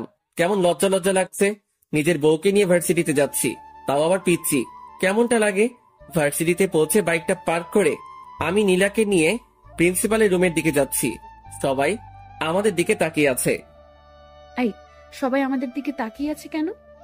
তোর মতো একটা পিচ্ছি মেয়ে ভার্সিটিতে এসেছে, তাই সবাই তাকিয়ে আছে। নীলা কোনো কথা বলল না। আমি সরাসরি প্রিন্সিপালের রুমে গেলাম। আসসালামু আলাইকুম, আসতে পারি স্যার? ওয়ালাইকুম আসসালাম। আরে ইমন জি, এসো এসো, ভেতরে এসে বসো। জি ধন্যবাদ স্যার। তা হানিমুন বাদে এখনই ভার্সিটিতে আসতে হলো? আমি আর নীলা দুজনে মাথা নিচু করলাম। আমার মতো নীলা হয়তো লজ্জা পেয়েছে। আরে লজ্জার কিছু নেই, বিয়ে করেছো তো কি হয়েছে, বিয়ে তো করতেই হবে তাই না? হ্যাঁ স্যার। এই যে ছাত্রের বউ ছাত্রী, নাম কি তোমার? নীলা। শুধু নীলা নাকি দুজনের মিল করে নীলা ইসলাম? নীলা মাথা নিচু করে মুচকি হাসলো। আচ্ছা ঠিক আছে, আর লজ্জা দিচ্ছি না, আমি সব ব্যবস্থা করে রেখেছি, তুমি শুধু এখানে একটা সাইন করো। নীলা সাইন করলো। নীলা শোনো, তোমার সিলেবাস দেখে তুমি ভার্সিটির লাইব্রেরি থেকে প্রয়োজনীয় বইগুলো সংগ্রহ করে নিও। ঠিক আছে স্যার। তারপর আমি আর নীলা প্রিন্সিপাল স্যারের রুম থেকে বেরিয়ে আসলাম। এই শোনো, আমাকে আমার ক্লাসটা দেখিয়ে দাও। ওইদিকে যা। ওইদিকে বললে হবে না, আমাকে পৌঁছে দিয়ে আসো। আমি নীলাকে ওর ক্লাসরুমের দিকে এগিয়ে দিলাম। ভার্সিটির সব ছেলে মেয়ে আমাদের দুজনের দিকে তাকিয়ে আছে। তাকাবেই না কেন? আজ পর্যন্ত আমার পাশে আমার 2-3টা বান্ধবী ছাড়া অন্য কাউকে দেখিনি। আজ হঠাৎ করে আমার পাশে নীলাকে দেখে হয়তো সবাই তাকিয়ে আছে। আমি নীলাকে ওর ক্লাসরুমটা দেখিয়ে দিলাম। তারপরে আমি সরাসরি আমাদের আড্ডা দেওয়ার জায়গায় চলে গেলাম। আমাকে দেখে সবাই চমকে উঠলো। মামা, তুই ভার্সিটিতে? আজব ব্যাপার তো। আমারও তো একই কথা, তুই হঠাৎ ভার্সিটিতে আসলি মানে? কেন, আমার কি ভার্সিটিতে আসা বারণ আছে নাকি? না, বারণ নেই। তুই মাত্র 5 দিন হলো বিয়ে করলি, আর আজকে ভার্সিটিতে চলে আসলি। ভাবির সাথে রোমান্স করবি, সেটা না করে হঠাৎ ভার্সিটিতে। তাই আমরা সবাই একটু অবাক হলাম আর কি। তোরা জানিস না, তোদের ছাড়া আমার একদমই ভালো লাগে না, তাই তো ভার্সিটিতে চলে আসলাম। হয়েছে হয়েছে, এখন বিয়ে করেছিস, আর কদিন পর তো আমাদের চিনতেই পারবি না। এখনই চিনতে পারছি না। তা ভাবি কোথায়? পড়াশোনা করতে হবে না? হ্যাঁ, পড়াশোনা তো করাতেই হবে। আজকে তো ইন্টার ফার্স্ট ইয়ারে ভর্তি করে দিলাম। কোন কলেজে মামা? এই মনের বউ, মন যে কলেজে ইচ্ছা ভর্তি করে দেবে, সেটা তো জানা দরকার কি? না, ভাবিকে দেখে শুনে রাখার দায়িত্ব তো আমাদের সবারই, তাই না? এত দায়িত্ব বহন করা লাগবে না, এখন নিজের জন্য কাউকে খোঁজে নে। আমার ভাগ্যে মনে হয় কেউ নেই। আমরা সবাই এভাবে কিছুক্ষণ আড্ডা দেওয়ার পর ক্লাস করতে গেলাম। 2টা ক্লাস করলাম, আর ভালো লাগছে না। তারপরে আমি, আশিক, হাসিব, সামি 4 জন গেলাম বাজারের দিকে। বাজারে গিয়ে ক্যারাম খেললাম, ধোয়া ছাড়লাম, আর কিছুক্ষণ আড্ডা দিলাম। একটু পরে ফোনটা বেজে উঠলো। ফোন বের করে দেখলাম জান্নাত ফোন দিয়েছে। হ্যালো ভাইয়া, তুমি কোথায়? তাড়াতাড়ি ভার্সিটির দিকে আসো, ভার্সিটি বন্ধ হয়ে গেছে, ভাবিকে কোথাও খুঁজে পাচ্ছি না। আচ্ছা ঠিক আছে, আমি এক্ষুনি আসছি। দোস্ত তোরা থাক, আমার একটু কাজ আছে, আমি যাচ্ছি। তারপর আমি বাইকে স্টার্ট দিয়ে ভার্সিটির দিকে গেলাম। ভার্সিটিতে পৌঁছে দেখলাম জান্নাত বাইরে দাঁড়িয়ে আছে। নীলা কোথায়? ভার্সিটি বন্ধ হওয়ার পর সবাই যখন চলে যাচ্ছিল, আমি তখন অনেক খোঁজাখুঁজি করেছি, কিন্তু নীলা ভাবিকে কোথাও পাইনি। এত ছাত্রছাত্রীর ভিড়ে আমি ভাবিকে কোথায় খুঁজবো? আচ্ছা তুই কোনো চিন্তা করিস না, আমি খুঁজে বের করছি। তুই একটা রিক্সা নিয়ে বাসায় চলে যা। আচ্ছা ঠিক আছে ভাইয়া, ভাবিকে খুঁজে পেলে আমাকে ফোন করে জানিয়ে দিও। আচ্ছা ঠিক আছে। আমার তো মাথায় কোনো কাজ করছে না, আমি কোথায় খুঁজবো নীলাকে? বাড়িতে আম্মু আব্বু যদি জানতে পারে তাহলে আমাকে তো আস্ত রাখবে না। কোথায় গেল এইটুকু পিচ্চি মেয়েটা? ও তো গ্রামের মেয়ে, শহরের কিছুই ভালোভাবে চিনে না। এখন আমি কোথায় খুঁজবো নীলাকে? চিন্তায় আমার হাত পা ঠান্ডা হয়ে যাচ্ছে। ভার্সিটির এদিক ওদিকে একটু খোঁজাখুঁজি করলাম, কিন্তু নীলাকে দেখতে পেলাম না। আজ নীলার যদি একটা কিছু হয়ে যায় তাহলে আমি নিজেকে ক্ষমা করব কিভাবে? ভীষণ দুশ্চিন্তা হচ্ছে। কি করব আমি? কোন দিকে যাব? ফোনটা বেজে উঠলো, বের করে দেখলাম জান্নাত ফোন দিয়েছে। হ্যালো। ভাইয়া তুমি বাসায় চলে এসো, ভাবি চলে এসেছে। আচ্ছা ঠিক আছে, আসছি। যাক, এতক্ষণ একটা স্বস্তির নিঃশ্বাস ফেললাম। এই পিচ্চি মেয়েটার জন্য কতই না চিন্তা হচ্ছিল। আজকের মতো বেঁচে গেছি, এরপর থেকে আর এমন ভুল করা যাবে না। আমি বাইকটা স্টার্ট করে রওনা দিলাম বাসার উদ্দেশ্যে। বাসায় পৌঁছাতে পৌঁছাতে 2টা বেজে গেল। কলিং বেল দিতেই জান্নাত এসে দরজা খুলে দিল। ভাইয়া আম্মু খুব রেগে আছে কিন্তু। আমি ভেতরে চলে আসলাম। আম্মু সরাসরি আমার কাছে এসে আমার গালে একটা কষে থাপ্পড় বসিয়ে দিল। আমি চুপচাপ মাথা নিচু করে ফেললাম। এরকম থাপ্পড় আমি মাঝে মধ্যে খাই, ব্যাপার না।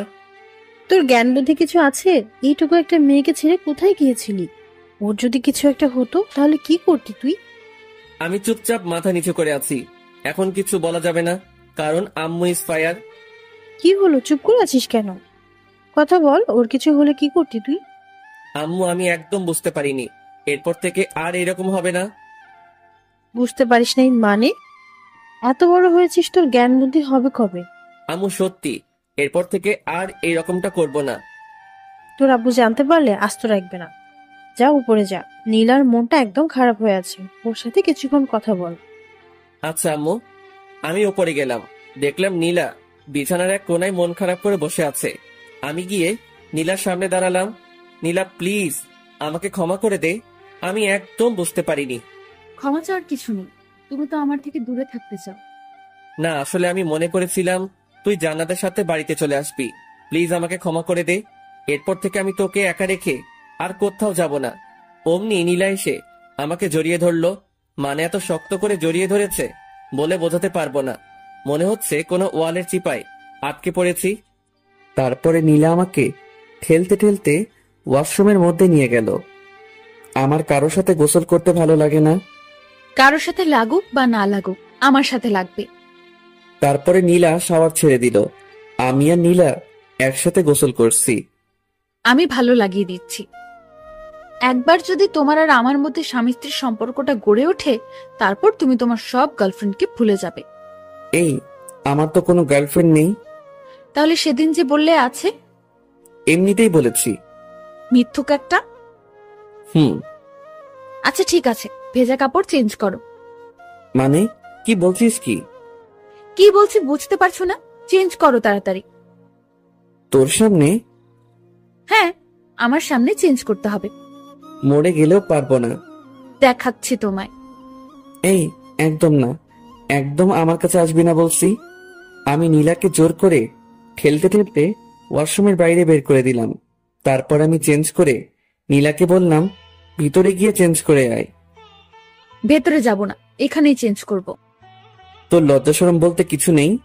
তোমার সামনে আবার কিসের লজ্জা শুনি? শুধু আমার সামনে না, তোর কারো সামনে লজ্জা নেই, আমি বুঝতে পেরেছি। আচ্ছা, লজ্জা যখন নেই তাহলে দেখো। এই বলে নীলা আমার সামনে, আমি অন্যদিকে তাকাইলাম। ছি, তুই এইরকম? আমি আগে জানতাম না। নীলা আমাকে পেছন থেকে জড়িয়ে ধরে বলল, কি রকম গো? লজ্জা শরম বিবেকহীন একটা মেয়ে। আচ্ছা হয়েছে, এবার আমার চেনটা আটকে দাও।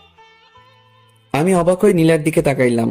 দেখলাম নীলা একটা 3 পিস পরেছে আর আমাকে চেইন আটকে দিতে বলছে। এই শোন, এগুলো আমি পারি না। পারে না বললে হবে না, তাড়াতাড়ি আটকে দাও বলছি। পারবো না বললাম না? আম্মুকে কিন্তু ডাক দিব আর বলবো সিম্পল আমার এইটুকু কাজ করে দাও না, তখন তোমাকে বকাবকি করবে।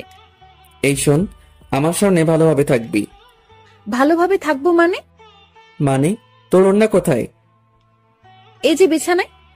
ওই চুপ, আমার সামনে একদম ভালোভাবে থাকবি, নয়তো থাকবি না। নীলা একেবারে আমার ঠোঁটের কাছে ঠোঁট নিয়ে এসে বলল, তোমার সামনে থাকতে হলে আমাকে কি ওড়না নিয়ে থাকতে হবে নাকি? আমি নীলাকে ধাক্কা দিয়ে বললাম, আমি যেটা পছন্দ করি সেটা করলে তোর পক্ষে ভালো হবে। ঠিক আছে, লাঞ্চ করব, চলো। চল। এই যে, কোথায় যাব? আম্মু তো রুমে খাবার দিয়ে গেছে। কখন দিয়ে গেল? তুমি যখন ড্রেস চেঞ্জ করছিলে ওয়াশরুমে, তখন আম্মু এসে খাবার দিয়ে গেছে। ও আচ্ছা। তারপর আমি লাঞ্চ করতে শুরু করলাম। এই, তুমি কেমন? আমাকে ডাকছো না কেন? তোকে ডাকার কি আছে? তুই দেখতে পাচ্ছিস না খাবার এখানে?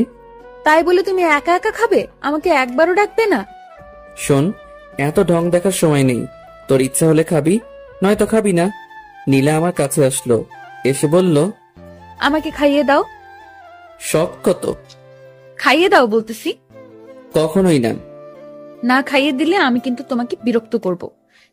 বিরক্ত করি মানে? দেখবে।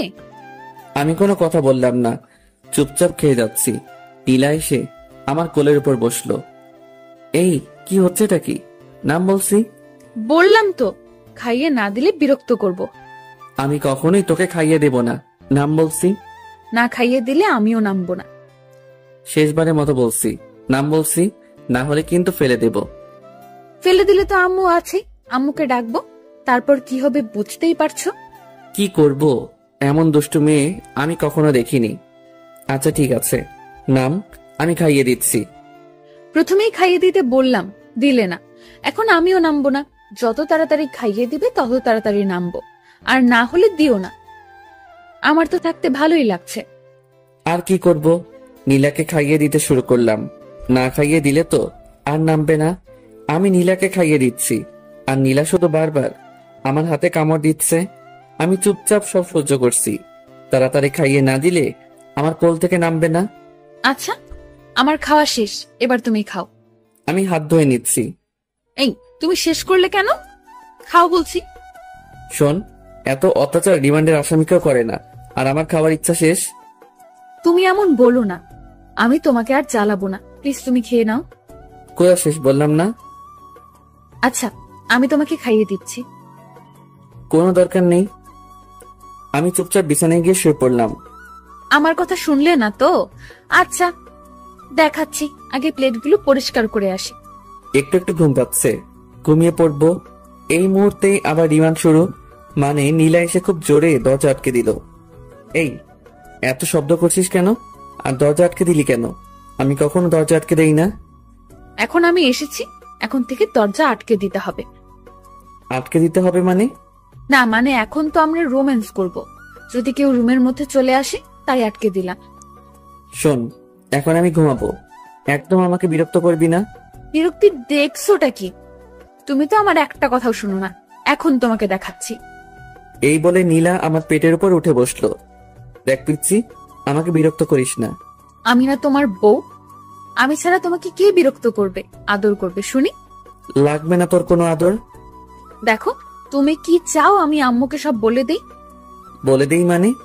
এই যে আমাদের মধ্যে কোনো সম্পর্ক গড়ে ওঠেনি, এগুলো আম্মুকে বলে দেই। আমি কোনো কথা বললাম না। দেখো, আমি তোমার ভালোবাসা পাওয়ার চেষ্টা করছি। এমন কিছু করো না যাতে জোর করে সবকিছু আদায় করতে হয়, ঠিক আছে? অন্যদিকে তাকিয়ে শুয়ে রইলাম। নীলা আমার উপর শুয়ে পড়লো। তারপরে শুরু করলো পিচ্চির অত্যাচার। মানে গলায় গালে কিস করতে শুরু করলো, আবার পুরুষত্ব জেগে উঠতে শুরু করলো। আমি অনেক কষ্টে নিজেকে কন্ট্রোল করছি। তারপরে নীলা যা করলো সেটার জন্য মোটেও প্রস্তুত ছিলাম না। নীলাও ড্রেস খুলে ফেলেছে। আমি ধাক্কা দিয়ে নীলাকে আমার উপর থেকে সরিয়ে দিলাম। কি হচ্ছেটা কি এগুলো? না মানে, আমার খুব গরম লাগছে। গরম লাগছে ঠিক আছে, তাই বলে এগুলো কেমন অসভ্যতা? নীলা আমার কোনো কথা শুনছে না। আমি ওর গালে একটা চড় বসিয়ে দিলাম। ফাইজলামের একটা সীমা থাকা দরকার। তোর অনেক পাগলামি আমি সহ্য করেছি, কিন্তু আর নয়। একটা কথা বলছি, ভালোভাবে শুনে নে। আমি তোকে কখনো আমার বউ হিসেবে মানি না। কথাগুলো বলেই আমি রুম থেকে বেরিয়ে পড়লাম। এই পিচিটার জন্য বাড়িতে থাকা যাবে না। দূর কিছু ভালো লাগে না। কি করব? আমি বাইক নিয়ে বের হচ্ছি, এমন সময় আম্মু আমাকে ডাকলো। এই দুপুরবেলা কোথায় যাচ্ছিস? এখন দুপুর কোথায়? এখন তো বিকেল হয়ে এসেছে। তুই তো এত তাড়াতাড়ি বের হোস না, আজ হঠাৎ এত তাড়াতাড়ি বের হচ্ছিস যে?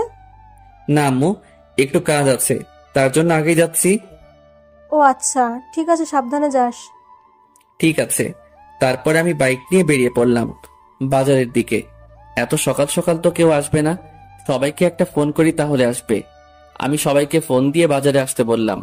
আমি বাজারে পৌঁছাবার কিছুক্ষণ পর সবাই আসলো। তারপরে জমিয়ে আড্ডা দিতে শুরু করলাম। আজ একটু বেশি রাত করে ফেলেছি, মানে 10টা বেজে গেছে। হায় রে, ঘড়ির দিকে খেয়ালই করিনি। আজ যে বাড়িতে গেলে কি হবে। এমনিতেই দুপুরে আম্মু অনেক বকাবকি করেছে, তাড়াতাড়ি বাড়িতে যেতে হবে। আমি সবাইকে বাড়িতে যেতে বললাম। সবাই নিজ নিজ বাড়িতে চলে যাচ্ছি। বাড়িতে পৌঁছাতে আমার 10:30 বেজে গেছে। অনেক ভয়ে ভয়ে কলিং বেল দিলাম। আম্মু এসে দরজা খুলে দিল। আম্মু সরাসরি আমার কান ধরলো। এই বিলাই, কয়টা বাজে এখন? 10:30 আম্মু। খুব তো বড় কথা বলেছিস, 10:30। তোকে না আমি 9টার মধ্যে বাড়ি আসতে বলেছি? আসলে আব্বু, আজকে একটু আজকের বাসায় ছিলাম, তাই আস্তে আস্তে একটু দেরি হয়ে গেছে। আচ্ছা হয়েছে, যা ফ্রেশ হয়ে আয়, ডিনার করবি। ঠিক আছে আব্বু, আজকের মতো মিথ্যা বলে বেঁচে গেলাম। তারপরে আমি ফ্রেশ হয়ে ডিনার করতে আসলাম। এ কি, তুই একা আসলি যে? নীলাকে ডেকে আনলি না? আমি মনে করেছি ও নিচে আছে। আচ্ছা, ডেকে আনছি। নীলাকে ডাকতে গেলাম। রুমের মধ্যে তো নীলাকে খুঁজে পাচ্ছি না। কোথায় গেল মেয়েটা? ওয়াশরুমে খুঁজলাম, নেই। তারপরে বেলকনিতে গেলাম, দেখলাম নীলা দাঁড়িয়ে আছে। নিচে চলো, আম্মু ডাকছে। আমার ক্ষুধা লাগেনি, আমি খাবো না। খাওয়ার জন্য নয়, তোকে ডাকছে। এই বলে আমি চলে আসলাম। নীলাও আমার পিছু পিছু আসলো। আম্মু, তুমি আমাকে ডেকেছো? অনেক রাত হয়েছে, আয় খেয়ে নে। আম্মু, আমার একদম ক্ষুধা লাগেনি। ক্ষুধা লাগেনি মানে? কি হয়েছে মা, বলতো? কই আম্মু, কিছু হয়নি তো। তোর মন খারাপ লাগছে? কি হয়েছে মা, আমাকে বল। না আম্মু, আমার কিছুই হয়নি, এমনিতেই ভালো লাগছে না। এদিকে আয় তো মা। আম্মু নীলাকে খাইয়ে দিতে শুরু করলো। আমি আর জান্নাত হা করে তাকিয়ে থাকলাম। না, হা করে তাকিয়ে থাকলে হবে না। দুপুরে একবার পিচিটার জন্য খেতে পারি নাই, এখন আমাকে খেতে হবে। অনেক ক্ষুধা লাগছে। ইমন শোন, কালকে বিকালে নীলাকে নিয়ে গিয়ে একটা ফোন কিনে দিস। ওর তো বাড়িতে কথা বলতে লাগে, আর ও তোকে ফোন দিয়ে তাড়াতাড়ি বাড়ি আসতে বলবে। তোকে তো ফোন না করলে তুই প্রত্যেক দিনই রাত 10টা বাজিয়ে দিস। ঠিক আছে আব্বু। তোর আম্মুর কাছ থেকে টাকা নিয়ে যাস। আচ্ছা। তারপরে আমি ডিনার শেষ করে রুমে গেলাম। একটু পর নীলা আসলো। নীলা এসে দরজা লক করে দিল। আমি নীলার দিকে তাকাইলাম, কিন্তু ও আমার দিকে তাকালো না। সোজাসুজি বিছানায় এসে অন্যদিকে ঘুরে শুয়ে পড়লো। আমার উপর অভিমান করে আছে হয়তো। তখন ওর গায়ে হাত তোলাটা ঠিক হয়নি। ওকে একবার সরি বলে দেখি। নীলা শোন। নীলা আমার দিকে ঘুরলো, কিন্তু তাকালো না। কিছু বলবে? না, মানে দুপুরে তোর সাথে একটু বাড়াবাড়ি করা হয়ে গেছে, প্লিজ ক্ষমা করে দে। তুমি বাড়াবাড়ির কিছুই করনি, যা করেছো একদম ঠিক করেছো। নীলা প্লিজ এভাবে বলিস না, আমাকে ক্ষমা করে দে। না, ক্ষমার কিছুই নেই। আমারই তো সব দোষ। আমার কপালে তো স্বামীর ভালোবাসা নেই, আছে শুধু চট থাপ্পড় এগুলোই। আমার উচিত হয়নি জোর করে তোমার ভালোবাসা নেওয়াটা। পিচিটার কথায় কেমন যেন মায়া আছে। ওর কথা শুনে আমি বারবার মায়ায় পড়ে যাই। আমি কি বলবো ভেবে পাচ্ছি না।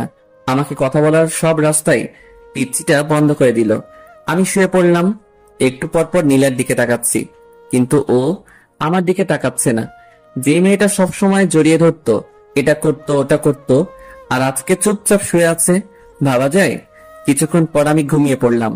সকালে ঘুম ভাঙতে ভারী কিছু অনুভব করলাম। চোখ খুলে দেখলাম নীলা আমার বুকের উপরে উঠে ঘুমাচ্ছে। আমি বারবার অবাক হয়ে যাই। ঘুমের মধ্যে এই পিচি মেয়েটা কি নাইবা করে ভেবে পাই না। নীলা ঘুমাচ্ছে, তাই আমি আর ওকে নামিয়ে দিলাম না। আমিও চোখ বন্ধ করে শুয়ে রইলাম। কিছুক্ষণ পর নীলার নড়াচড়া অনুভব করলাম। নীলার হয়তো ঘুমটা ভেঙে গেছে। নীলা আমাকে কয়েকটা কিস করে উঠে গেল। কি মেয়ে রে বাবা, কাল রাতে অভিমান করে আমার কাছে আসলো না, আবার আমি ঘুমানোর পর আমার বুকে আরো যে কিসব করে এগুলো তো বলতে পারছি না। আমি কিছুক্ষণ পর উঠে শাওয়ার নিলাম, তারপর রুমে এসে একটু পড়তে বসলাম। অনেকক্ষণ পর নীলা এসে বলল, ব্রেকফাস্ট করবে চলো, আর কলেজে যাওয়ার সময় হয়ে গেছে। আমি নীলার পিছু পিছু ব্রেকফাস্ট করতে গেলাম। ব্রেকফাস্ট শেষ করে রুমে এসে ভার্সিটিতে যাওয়ার জন্য রেডি হচ্ছি। নীলাও এসে রেডি হচ্ছে, ও তো কলেজে যাবে। কিরে, অভিমান কমেনি? না, কমেনি। কিভাবে কমবে? একটা কিস করতে দিলে কমবে। একটাই তো। হুম। আচ্ছা ঠিক আছে, একটার বেশি করবি না কিন্তু। আমার কথা শেষ না করতেই নীলা আমার কাছে এসে রেডি। এই, তুমি একটু বিছানায় বসো, না হলে কিস করে শান্তি পাবো না। আমি বিছানায় বসলাম। একটার বেশি করবি না কিন্তু। নীলা আমার দিকে এগোতে থাকলো। আমি চোখ নিচু করলাম। মুহূর্তের মধ্যে নীলার ঠোঁট আমার ঠোঁটের সাথে মিশিয়ে দিল। আমি প্রথমে একটু চালানোর চেষ্টা করলাম, তারপরে নীলা আমার গলা জড়িয়ে ধরলো। কয়েকবার নিঃশ্বাস নিয়ে পুরো 5 থেকে 6 মিনিট আমার ঠোঁট দুটো নীলার আয়ত্তে ছিল। এটা কি করলি? কেন, একটা কিস করতে বললে তাই একটাই করলাম। তাই বলে এতক্ষণ? সর, এমনিতেই ব্রাশ করস নাই, তার উপর আবার কিস। তাড়াতাড়ি রেডি হবি, নয়তো তোকে রেখে ভার্সিটিতে চলে যাব। এই না না, আর একটু ওয়েট করো প্লিজ। এত সময় লাগে নাকি? এত কোথায়, এক্ষুনি তো রেডি হতে শুরু করলাম। তুমি তো একটু হেল্প করলেও পারো। পারি না, আমি নিচে আছি, তুই তাড়াতাড়ি আসবি কিন্তু। নিচে গিয়ে অপেক্ষা করছি। এদিকে জান্নাতেরও আসার কোনো নামগন্ধ নেই। এদের দুজনের জন্য আমার মেজাজটাই নষ্ট হয়ে যায়। এতক্ষণ লাগে নাকি রেডি হতে? কিছুক্ষণ পর নীলা আর জান্নাত আসলো। এ কি, তুই এখনো রেডি হস নাই কেন? আমি আজকে যাব না ভাইয়া। কেন, সমস্যা কি? না, সমস্যা নেই। আজকে আমার কোনো বান্ধবী আসবে না, ফোন করেছিল, তাই আমিও যাব না। আচ্ছা ঠিক আছে। আমি বাইক বের করে স্টার্ট দিলাম, নীলাকে বসতে বললাম। নীলা উঠে বসলো, বসার সাথে সাথে আমাকে জড়িয়ে ধরলো। এই কি হচ্ছে এইসব? পরে যাবো যে, তাই ধরলাম। পরে যাবি, ঠিক আছে। তাই বলে এভাবে ধরতে হবে নাকি? আমি তো পিচ্ছি একটা মেয়ে, এভাবে না ধরলে পড়ে যাব। তুমি চুপচাপ বাইক চালাও তো। তারপরে আমরা দুজন ভার্সিটিতে যেতে লাগলাম। রাস্তার সব মানুষজন আমাদের দিকে তাকাচ্ছে। আমি বাইক থামিয়ে হেলমেট পরলাম, তারপরে আবার যেতে শুরু করলাম। এই, হঠাৎ হেলমেট পরলে যে? তুই যেভাবে জড়িয়ে রয়েছিস, মান সম্মান তো আর রাখবি না, তাই হেলমেট পরলাম, যাতে কেউ চিনতে না পারে। আমি আমার স্বামীকে জড়িয়ে ধরেছি, তাতে মানুষের কি? আমি কোনো কথা বললাম না, সোজাসুজি ভার্সিটির দিকে যেতে থাকলাম। আর এদিকে নীলা একটার পর একটা বকবক করেই যাচ্ছে। কিছুক্ষণ পর আমরা ভার্সিটিতে পৌঁছলাম। বাইক পার্ক করতে সবাই আমার দিকে অবাক দৃষ্টিতে তাকিয়ে আছে। পাশে সামি, আশিক, হাসিব, নাদিয়া, মিম, এরা সবাই ছিল। আমাদের দুজনকে দেখে ওরা একেবারে আমাদের কাছে চলে আসলো। মামা, একেবারে হিরো হিরোইনরা যেভাবে আসে ঠিক সেইভাবেই যে আসছিস ভার্সিটিতে। তাই নাকি? হিরো হিরোইন বানিয়ে দিলি? কেমন আছেন ভাবি? আলহামদুলিল্লাহ ভালো, আপনি? আমাদের আর ভালো থাকা। কেন ভাইয়া, কি হয়েছে? তুমি অত বুঝবে না, বড় হও। ও আচ্ছা। তুই এখন ক্লাসে যা। তুই তো তোর বউয়ের সাথে তুই করে কথা বলিস, এটা কেমন অভ্যাস? তোকে এত বুঝতে হবে না, ও একটা পিচ্ছি। ওকে আমি যা বলবো ওকে তাই শুনতে হবে। এদিকে নীলা আমাকে আম্মুর ভয় দেখায়, আমাকেই ওর সব কথা শুনতে হয়। তাই বলে তুই তোর বউয়ের সাথে এইভাবে কথা বলতে পারিস না? চুপ থাক তুই। এই চল, প্রথম ক্লাস মিস করা যাবে না, প্রথমবার ক্লাস করছি, চল সবাই। আচ্ছা ঠিক আছে চল। তারপর আমরা সবাই ক্লাস করতে গেলাম। নীলাও গেল ক্লাস করতে। আমরা 2টা ক্লাস করে বাইরে এসে আড্ডা দিচ্ছি, আর নীলা ওদিকে ক্লাস করেই যাচ্ছে। চল বাজারের দিকে যাই, সিগারেট না খেয়ে মাথাটা কেমন চক্কর দিচ্ছে। তোরা না কোনো দিনও ভালো হবি না, বুঝলি? এই, আমি ভালো হয়ে গেছি। তুই ভালো হবি এটাও আমাকে বিশ্বাস করতে হবে। বিশ্বাস অবিশ্বাস তোর কাছে। আমি তো বাজারে যাব না, আর সিগারেটও খাবো না। হতেই পারে বিয়ের পরে তুই সিগারেট খাওয়া ছেড়েই দিতে পারিস, বউয়ের শাসন বলে কথা না রে। বউয়ের শাসন মানে? ওর মতো একটা পিচ্ছি মেয়ে আমাকে শাসন করবে? তুই এটা কিভাবে বলতে পারলি? না, হঠাৎ সিগারেট খাওয়া ছেড়ে দিলি তো, তাই আর বললাম। ওই, তুই না কাল রাতে আমাদের সাথে সিগারেট খাইলি? শালা দিলি তো সব শেষ করে। আমি এদেরকে কোন রকম বিশ্বাস করাচ্ছি যে আমি আর খাই না, আর তুই জল ঢেলে দিলি। আমি জানতাম ইমন কোনোদিনও সিগারেট খাওয়া ছাড়বে না, তাই কোনোদিনও ভালোও হবি না তুই, কুত্তা। কি? আমাকে কুত্তা বললি? থাম, তোকে দেখাচ্ছি। এই বলে আমি নাদিয়াকে মারতে শুরু করলাম। ওর নরম গালে আস্তে আস্তে চর বসাতে ভালোই লাগে। দিলি তো মেকআপটা নষ্ট করে, যা সর এখান থেকে। আচ্ছা, তোর 2-3 ইঞ্চি মেকআপ আমি ঠিক করে দিচ্ছি, ওয়েট। আমি হাত দিয়ে ঘষে নাদিয়ার মুখ একেবারে এলোমেলো করে দিলাম। একটু সাইডে লক্ষ্য করলাম, দেখলাম নীলা চোখ বড় বড় করে দাঁড়িয়ে আছে। কি রে, তোর ক্লাস শেষ? বাড়িতে চলো। আচ্ছা ঠিক আছে চল। তারপরে আমরা সবাই নিজ নিজ বাড়িতে যেতে লাগলাম। নীলা দেখছি এবার আমাকে একটু টাচ করছে না। আবার কি হলো? আসার সময় যেমন দুষ্টামি করছিল, ওর যে একটু পর পর কি হয় কিছুই বুঝতে পারি না। যাই হোক, বাড়ির দিকে যাই। কিছুক্ষণ পর আমরা বাড়িতে পৌঁছলাম। কলিং বেল দিতেই আম্মু দরজা খুলে দিল। আম্মু, তোমার ছেলে আজকে ভার্সিটিতে খুব বাজে কাজ করেছে। কি করেছে রে? তোমার ছেলেকে জিজ্ঞেস করো। এই, কি করেছিস তুই? কই কি করলাম? আমি তো কিছুই করি নাই। মিথ্যা বলছে আম্মু। আচ্ছা, কি করেছে তুই বল তোমার। তোমার ছেলে ভার্সিটির মেয়েদের মেকআপ ঠিক করে দেয় গালে হাত দিয়ে। নীলা, এসব কি বলছে? আম্মু, ওইটা আমার বান্ধবী ছিল, আমরা ইয়ার্কি করছিলাম। গায়ে হাত দিয়ে কিসেরই আর কি? ফ্রেন্ডের মধ্যে তো একটু একটু এমন হয়। ঠিক আছে, কিন্তু গায়ে হাত দেওয়া যাবে না। এরপর থেকে যেন এরকম কথা না শুনি। ঠিক আছে আম্মু। তারপর আমি রুমে গেলাম। আমার পিছু পিছু নীলা রুমে আসলো। এই পিচ্ছি, তুই আম্মুকে বললি কেন? বলবোই তো, 100 বার বলবো। আমাকে বকা খাওয়াতে তোর ভালো লাগে? না, লাগে না।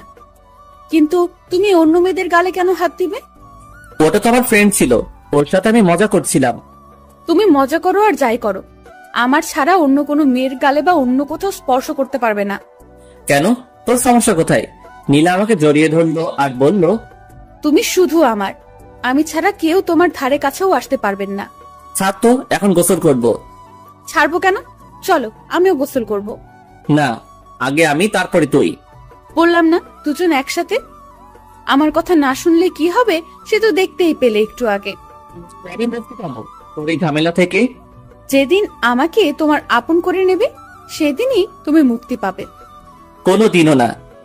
তাহলে কোনোদিনও মুক্তি পাবে না। আমি কোনো কথা না বলে ওয়াশরুমে গেলাম শাওয়ার নিতে। নীলাও আমার পিছু পিছু আসলো। আমি শাওয়ারটা ছেড়ে দিলাম। নীলা এসে আমাকে পেছন দিক থেকে জড়িয়ে ধরলো। গোসল করার সময় এগুলো কি ধরনের ফাজলামি? এগুলো ফাজলামি নয়, এগুলো ভালোবাসা। গোসল করার সময় কেউ ভালোবাসা প্রকাশ করে না। সবার সাথে আমার কোনো মিল নেই। আমার যখন যেটা ভালো লাগে আমি তখন সেটাই করি। তাহলে আমার সাথে কেন এগুলো করিস? তুই জানিস না কোনটা আমার ভালো লাগে আর কোনটা ভালো লাগে না? একবার আমাকে আপন করে নাও, তারপর থেকে তোমার সব কিছু ভালো লাগবে। ছাড়বি তুই আমাকে? একবার শক্ত করে জড়িয়ে ধরো, তাহলে ছাড়বো না। পারবো না, তাড়াতাড়ি ছাড় বলছি। আচ্ছা, এখন জোর করলাম না, কিন্তু লাঞ্চ করার পর আমাকে জড়িয়ে ধরবে, না হলে খবর আছে তোমার। তারপরে আমরা দুজন গোসল শেষ করলাম। এই, আমাকে একটু চিরুনি করে দাও না। মানে, আমি চিরুনি করতে পারি নাকি? পারবে, এদিকে এসো, একটু সাহায্য করো না। আমি কোনোদিনও কাউকে চিরুনি করে দেইনি। আজকে আমাকে দেবে, এসো প্লিজ প্লিজ প্লিজ। কি করব? এই প্রথম নীলার মাথায় চিরুনি করে দিলাম। নীলা তো মহা খুশি। তারপর আমরা দুজন লাঞ্চ করতে গেলাম। আমি, নীলা, আম্মু, জান্নাত একসাথে লাঞ্চ করলাম। আব্বু কাজের ব্যস্ততায় আসতে পারে নাই। আম্মু, আমাকে তোমার মতো রান্না শেখাবে। আচ্ছা, শেখাবো, তুই আগে বড় হয়ে নে। আর কত বড় হব, তুমি আমাকে শিখিয়ে দেবে। আচ্ছা, তোকে সময় করে রান্না করা শেখাবো। আচ্ছা ঠিক আছে। ইমন, তোর আব্বু নীলাকে একটা ফোন কিনে দিতে বলেছে। আচ্ছা ঠিক আছে, একটা ফোন এনে দেব। ওকে নিয়ে যাবি, একটু তোর সাথে ঘুরবে। কিন্তু আম্মু। কোনো কিন্তু নয়, বিকালে দুজনে যাবি। আচ্ছা ঠিক আছে। তারপর আমি সবার আগে লাঞ্চটা শেষ করে রুমে গেলাম। কি করব আমি? নীলা খুব বাড়াবাড়ি করছে, ওকে নিয়ে আর পারছি না। আচ্ছা, ওকে কি কোনোভাবে ওর বাড়িতে পাঠিয়ে দেওয়া যায় না? দেখি কোনোভাবে সম্ভব হয় কিনা। অমনি নীলা রুমে আসলো, এসে দরজা আটকে দিল। আমি কোনো কথা বললাম না। ওর সাথে আমি কিছুতেই পেরে উঠছি না। কিভাবে পারবো? ও শুধু আম্মু আব্বুর ভয় দেখায়, আর আমি তো আম্মু আব্বুর বিরুদ্ধে যেতে পারবো না। কি ভাবছো গো? ভাবছি কিভাবে তোকে এই বাড়ি থেকে তাড়ানো যায়। বৃথা চেষ্টা করে কোনো লাভ নেই। নীলা আস্তে আস্তে আমার কাছে আসছে। আমি কিছু বলবো, অমনি নীলা আমার মুখটা চেপে ধরলো। একটা কথাও বলবে না, আমি যা করব সবকিছুই চুপচাপ সহ্য করবে। তাই বলে আমি চুপ করে আছি, আর এদিকে নীলা আমার উপর অত্যাচার চালাচ্ছে। কখনো লিপ কিস দিচ্ছে, কখনো গালে। একটা সময়ও থেমে থাকছে না। মেনে নিতেও পারছি না, ছেড়ে দিতেও পারছি না। কি করব? ঝুলন্ত অবস্থায় আছি। এভাবে বিকেল পর্যন্ত সহ্য করতে হলো নীলার পাগলামি। এইটুকু একটা পিচ্ছি মেয়ে এত কিছু বোঝে কিভাবে, আমি ভেবে পাই না। পিচ্ছি, কিন্তু যেগুলো করে মনে হয় কত কত বছরের অভিজ্ঞতা। আমি বিছানা থেকে উঠে ফ্রেশ হতে গেলাম। ঠোঁট আর গাল নীলা একেবারে শেষ করে দিয়েছে। এখন আমার যেতে হবে নীলাকে নিয়ে শপিং এ ফোন কিনতে। এ তো আরেকটা ঝামেলা। এইটুকু একটা পিচ্ছি মেয়ের সাথে বেড়াতে আমার একদম ভালো লাগে না। আমি রুমে এসে ফোন টিপতে লাগলাম। আচ্ছা, আমি কি পরবো? শাড়ি পরলে কি ভালো লাগবে? তাড়াতাড়ি রেডি হবি, বেশিক্ষণ অপেক্ষা করতে পারবো না। তুমি সব সময় একটু বেশি কথা বলো। শোনো, আমি নীল শাড়ি পরবো আর তুমি একটা নীল পাঞ্জাবি পরবে, ঠিক আছে? নীলা আলমারি থেকে একটা নীল পাঞ্জাবি বের করলো আর ওর জন্য নীল শাড়ি। তোকে বললাম না এখন পাঞ্জাবি পরবো না? আমি যখন বলেছি তোমাকে পরতেই হবে। এদিকে এসো তো। নীলা আবার শার্ট খুলে পাঞ্জাবি পরিয়ে দিল। এই, আমাকে শার্টটা পরিয়ে দাও না। আমি পারি না, তুই একা একাই পর, আমি বাইরে যাচ্ছি। এই, তোমাকে বাইরে যেতে বলেছি, এদিকে আসো। তুমি একটু শাড়ির কুচিটা ধরো। কি আর করব, আমি গিয়ে নীলা শাড়ির কুচিটা ধরলাম। এতক্ষণ লাগে নাকি শাড়ি পরতে? তাড়াতাড়ি পর বলছি। তাড়াতাড়ি করছি, একটু ওয়েট করো। আর কতক্ষণ লাগবে? এই তো হয়ে গেছে, এবার কুচিটা দিয়ে দাও। কি? আমি কখনোই পারবো না। তুমি পারবে, তোমার 14 গোষ্ঠী পারবে। তাহলে 14 গোষ্ঠীর কাছ থেকে পরিয়ে নেব, আমি পারবো না। দাও বলছি, তুমি না ছেলে, এত ভয় কিসের তোমার? তাই বলে তোর ওখানে কুচি দিয়ে দেবো নাকি? দেরি হয়ে যাচ্ছে, তাড়াতাড়ি দাও। তারপর আমি কাঁপতে কাঁপতে নীলার কুচিটা দিয়ে দিলাম। নীলা আমার হাত ওর ওখানে চেপে ধরলো। আমি তো লজ্জায় একেবারে শেষ, কিছু বলতে পারছি না, কিছু করতেও পারছি না, শুধু মাথা নিচু করে আছে। এদিকে নীলাও লজ্জায় লাল হয়ে আছে, কিছু বলতে পারছে না, শুধু মুচকি হাসছে। এভাবে নীরবময় কিছু মুহূর্ত কাটলো। কিছুক্ষণ পর আমি হাতটা সরিয়ে নিলাম আর অন্যদিকে তাকালাম। নীলা সাজুগুজু করতে ব্যস্ত হয়ে গেল। একটু পরে নীলা বলল, আমি রেডি, এখন চলো। আমি নীলার দিকে তাকাতেই একেবারে অবাক হয়ে গেলাম। এইটুকু পিচ্ছি মেয়েটাকে দেখতে অনেক সুন্দর লাগছে। আমি তো আগে কখনো ওর দিকে তেমন তাকাইনি, আজ প্রথম তাকাচ্ছি। নীলা দেখতে যে এত সুন্দর আমি আগে জানতাম না। এই, কি দেখছো? আমার লজ্জা করে না বুঝি? কোথায় কি দেখছি? চলো তাড়াতাড়ি। হয়েছে, আর মিথ্যে বলতে হবে না। আমি খুব ভালোভাবে লক্ষ্য করেছি, তুমি বড় বড় চোখ করে আমার দিকে তাকিয়েছিলে। আমি কোনো কথা না বলে নিচে নামতে শুরু করলাম। আম্মু আমাদের দুজনকে দেখে একেবারে অবাক হয়ে গেল। অবাক হবে না কেন? এভাবে কাছাকাছি ম্যাচিং কালারের ড্রেস পরা দেখলে যে কেউই তাকিয়ে থাকবে। মাশাআল্লাহ, তোদের দুজনকে দেখতে কিন্তু খুব ভালো লাগছে, খুব মানিয়েছে দুজনকে। হয়েছে, এবার টাকা দাও তাড়াতাড়ি। আমি আম্মুর কাছ থেকে টাকা নিয়ে বাইক বের করছি। এমন সময় নীলা বলল, আজ আমরা বাইকে যাব না, রিকশায় যাব। তোমার ইচ্ছে হলে তুমি আমার পিছু পিছু রিক্সা নিয়ে আসতে পারো। এগুলো কেমন কথা? হ্যাঁ, নীলা যখন বলছে রিক্সা যাবে, তোকে রিক্সা যেতে হবে, যা রিক্সায় করে যা। আম্মু, আমার রিক্সা যেতে একদম ভালো লাগে না, অত আস্তে আস্তে কেউ যায়।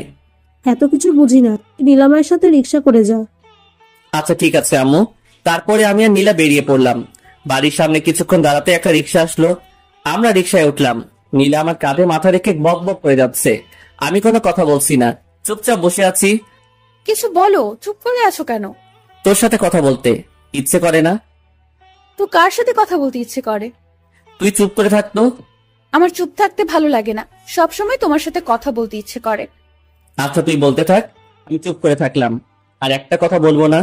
তারপরে নীলার বক বক শুনতে শুনতে পৌঁছে গেলাম মার্কেটে। কয়েকটা ফোন দেখলাম আর নীলার পছন্দ মতো একটা ফোন কিনে দিলাম। নীলা আমার সাথে সেলফি তুলতে চাইলো, কিন্তু আমি তুললাম না। নীলার জোড়াজুড়িতে ওর সাথে কিছুক্ষণ ঘুরতে হলো। ও জোর করেই কয়েকটা সেলফি তুললো। সন্ধ্যার পর আমরা বাড়ির দিকে রওনা দিলাম। বাড়িতে এসে ড্রেসটা চেঞ্জ করে ফ্রেশ হয়ে নিলাম। জান্নাত আসলো রুমে। নীলা আর জান্নাত বসে বসে গল্প করছে। আমি ফেসবুকিং করছি। আজ সময় কাটছে না, আজ বন্ধুদের সাথে আড্ডা দিতে যাইনি, তাই একদম ভালো লাগছে না। সিগারেট না খেলে মাথায় কেমন চক্কর মানে। রাতে ডিনার করে এসে শুয়ে পড়েছি। নীলা এসে পাগলামি শুরু করেছে। আমি নীলাকে ছাড়তে বলছি, কিন্তু নীলা আমাকে ছাড়ছে না। দেখো, তুমি আমার স্বামী, আর আমি আমার স্বামীকে একটু আদর করব। মানে কি বলছিস তুই?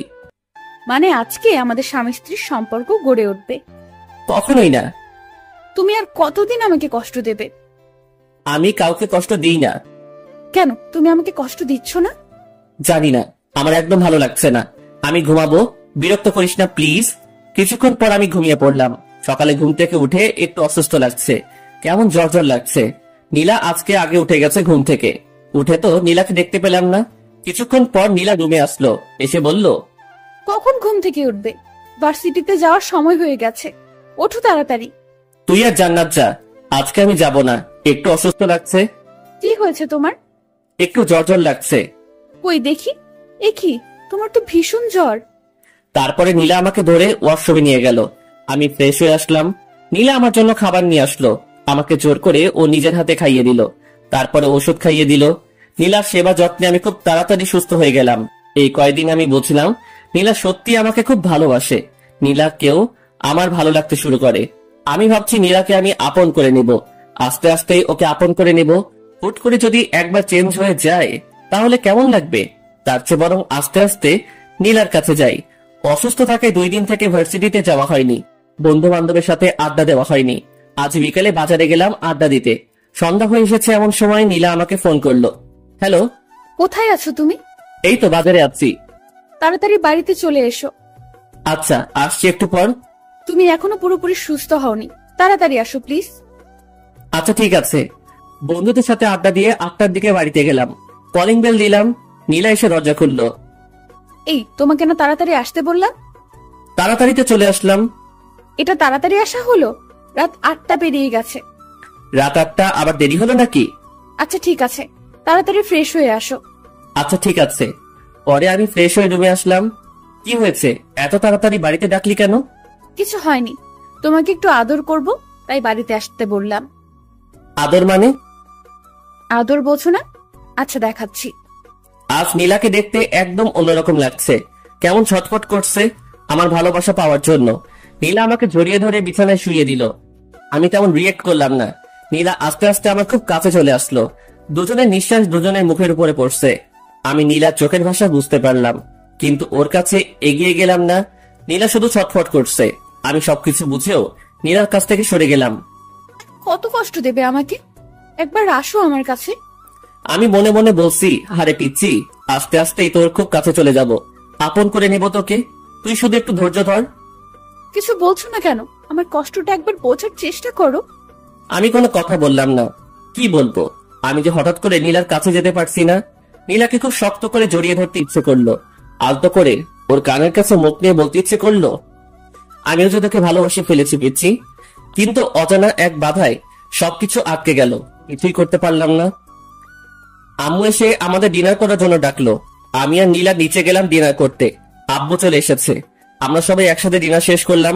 রুমে এসে বসে আছি, মানে নীলার জন্য অপেক্ষা করছি। নীলা একটু পরে আসে।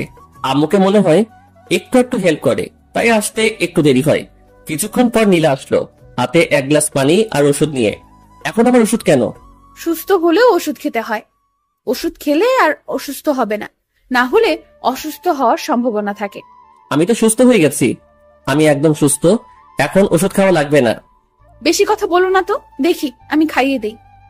তারপরে নীলা আমাকে ওষুধ খাইয়ে দিল। ওষুধ খাওয়ার সাথে সাথে আমার মাথাটা কেমন ঝিমঝিম করছে।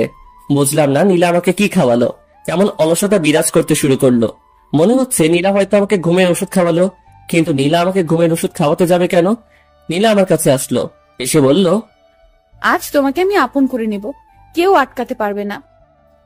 আমি বুঝতে পারলাম নীলা আমাকে ঘুমের ওষুধ খাইয়েছে, কিন্তু নীলা আমার কাছে আসার জন্য এটা করতে পারলো? আমি কিছুই করতে পারছি না, ভীষণ ঘুম পাচ্ছে। নীলা আমার কাছে আসলো, এসে আমার শার্টটা খুলে দিল। নীলাকে আটকাতে পারছি না, মানে ঘুমের ওষুধ খাওয়ার পর আমি কোনো শক্তি পাচ্ছি না। নীলা আস্তে আস্তে আমার খুব কাছে চলে আসলো। আমি কিছুতেই মানতে পারছি না নীলা আমাকে ঘুমের ওষুধ খাইয়ে এগুলো করছে। তারপরে নীলা আমাকে কিস করতে শুরু করলো।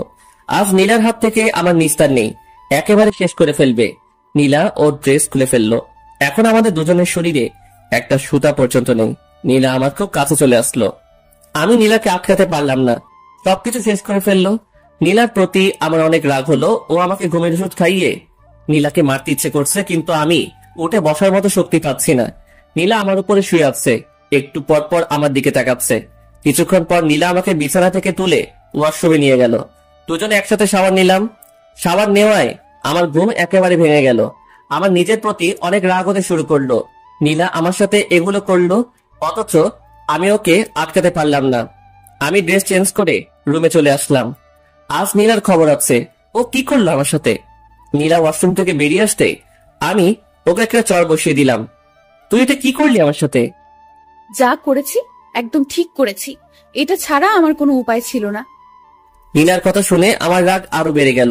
আমি খাটের রেলিং খুলে নীলাকে মারতে শুরু করলাম। অনেক মারলাম নীলাকে। মারতে মারতে লোহার রেলিংটা ভেঙে ফেললাম। নীলা কাঁপতে কাঁপতে বলল, তোমাকে আপন করে নেওয়া কি আমার অপরাধ? আমি কি আমার স্বামীর ভালোবাসা কোনোদিনও পাবো না? কেন বিয়ে করেছো আমাকে? আমার কি একটা স্বপ্ন থাকতে পারে না? তুই আমার চোখের সামনে থেকে সর। তোর মতো পিচ্ছি মেয়েকে আমার সহ্য হয় না। আমি কখনো তোকে বিয়ে করতে চাইনি। আম্মু আব্বু আমাকে জোর করে তোর সাথে বিয়ে দিয়েছে। আসলেও তো তোমাকে তো জোর করে বিয়ে দিয়েছে। জোর করে তো আর ভালোবাসা পাওয়া যায় না। আমি এটা ভুলেই গিয়েছিলাম। মুক্ত করে দিচ্ছি আমি তোমাকে। আর কখনো বিরক্ত করব না। চলে যাব আমি তোমার কাছ থেকে অনেক দূরে। আমাকে প্লিজ ক্ষমা করে দিও। আর কখনো তোমাকে এই পিচ্চির জ্বালা সহ্য করতে হবে না। মুক্ত করে দিলাম। খুব ভালোবাসি তোমায়। আমি কোনো কথা বললাম না। নিজের প্রতি নিজেরই ঘৃণা জন্মালো। আমি নীলা কি মারলাম? কি করে ওর মতো একটা পিচ্চি মেয়েকে মারতে পারলাম? খুব ভুল করে ফেললাম আমি। এক্ষুনি ওর কাছ থেকে ক্ষমা চেয়ে নেব আর ওকে আমার বউয়ের মর্যাদা দেব। আমি পিছনে তাকাতেই নীলাকে দেখতে পেলাম না। বুকের মধ্যে কেমন ধুক করে উঠল। রুমের মধ্যে নীলাকে খুঁজলাম কিন্তু পেলাম না। ওয়াশরুমে গেছে হয়তো। ওয়াশরুমে গেলাম কিন্তু নীলাকে পেলাম না। কোথায় গেল নীলা? আমি বেলকনিতে গেলাম কিন্তু নীলাকে পেলাম না। আমি নিচে গিয়ে নীলাকে ডাকতে লাগলাম। আমি সারা বাড়িতে খুঁজে নীলাকে পাচ্ছি না। আমার চিৎকার করে ডাকায় আম্মু আব্বু জান্নাত এরা সবাই বেরিয়ে আসলো। কি হয়েছে? এত জোরে জোরে নীলাকে ডাকছিস কেন? কোথায় গিয়েছো? আম্মু, আমি নীলাকে খুঁজে কোথাও পাচ্ছি না। পাচ্ছি না মানে? কোথায় যাবে এত রাতে? বাড়িতে আছে, দেখ ওয়াশরুমে গেছে হয়তো। না আম্মু, ওয়াশরুমে আমি খুঁজেছি, সারা বাড়িতে নীলাকে খুঁজতেছি কিন্তু কোথাও পাচ্ছি না। কি বলছিস? কি কিছু হয়েছে তোদের মধ্যে? তারপর আমি সব ঘটনা খুলে বললাম। মানে নীলাকে বউয়ের অধিকার দেইনি এসব কথা বললাম। তুই এটা কিভাবে করতে পারলি? যেখান থেকে পারিস তাড়াতাড়ি নীলাকে নিয়ে আয়।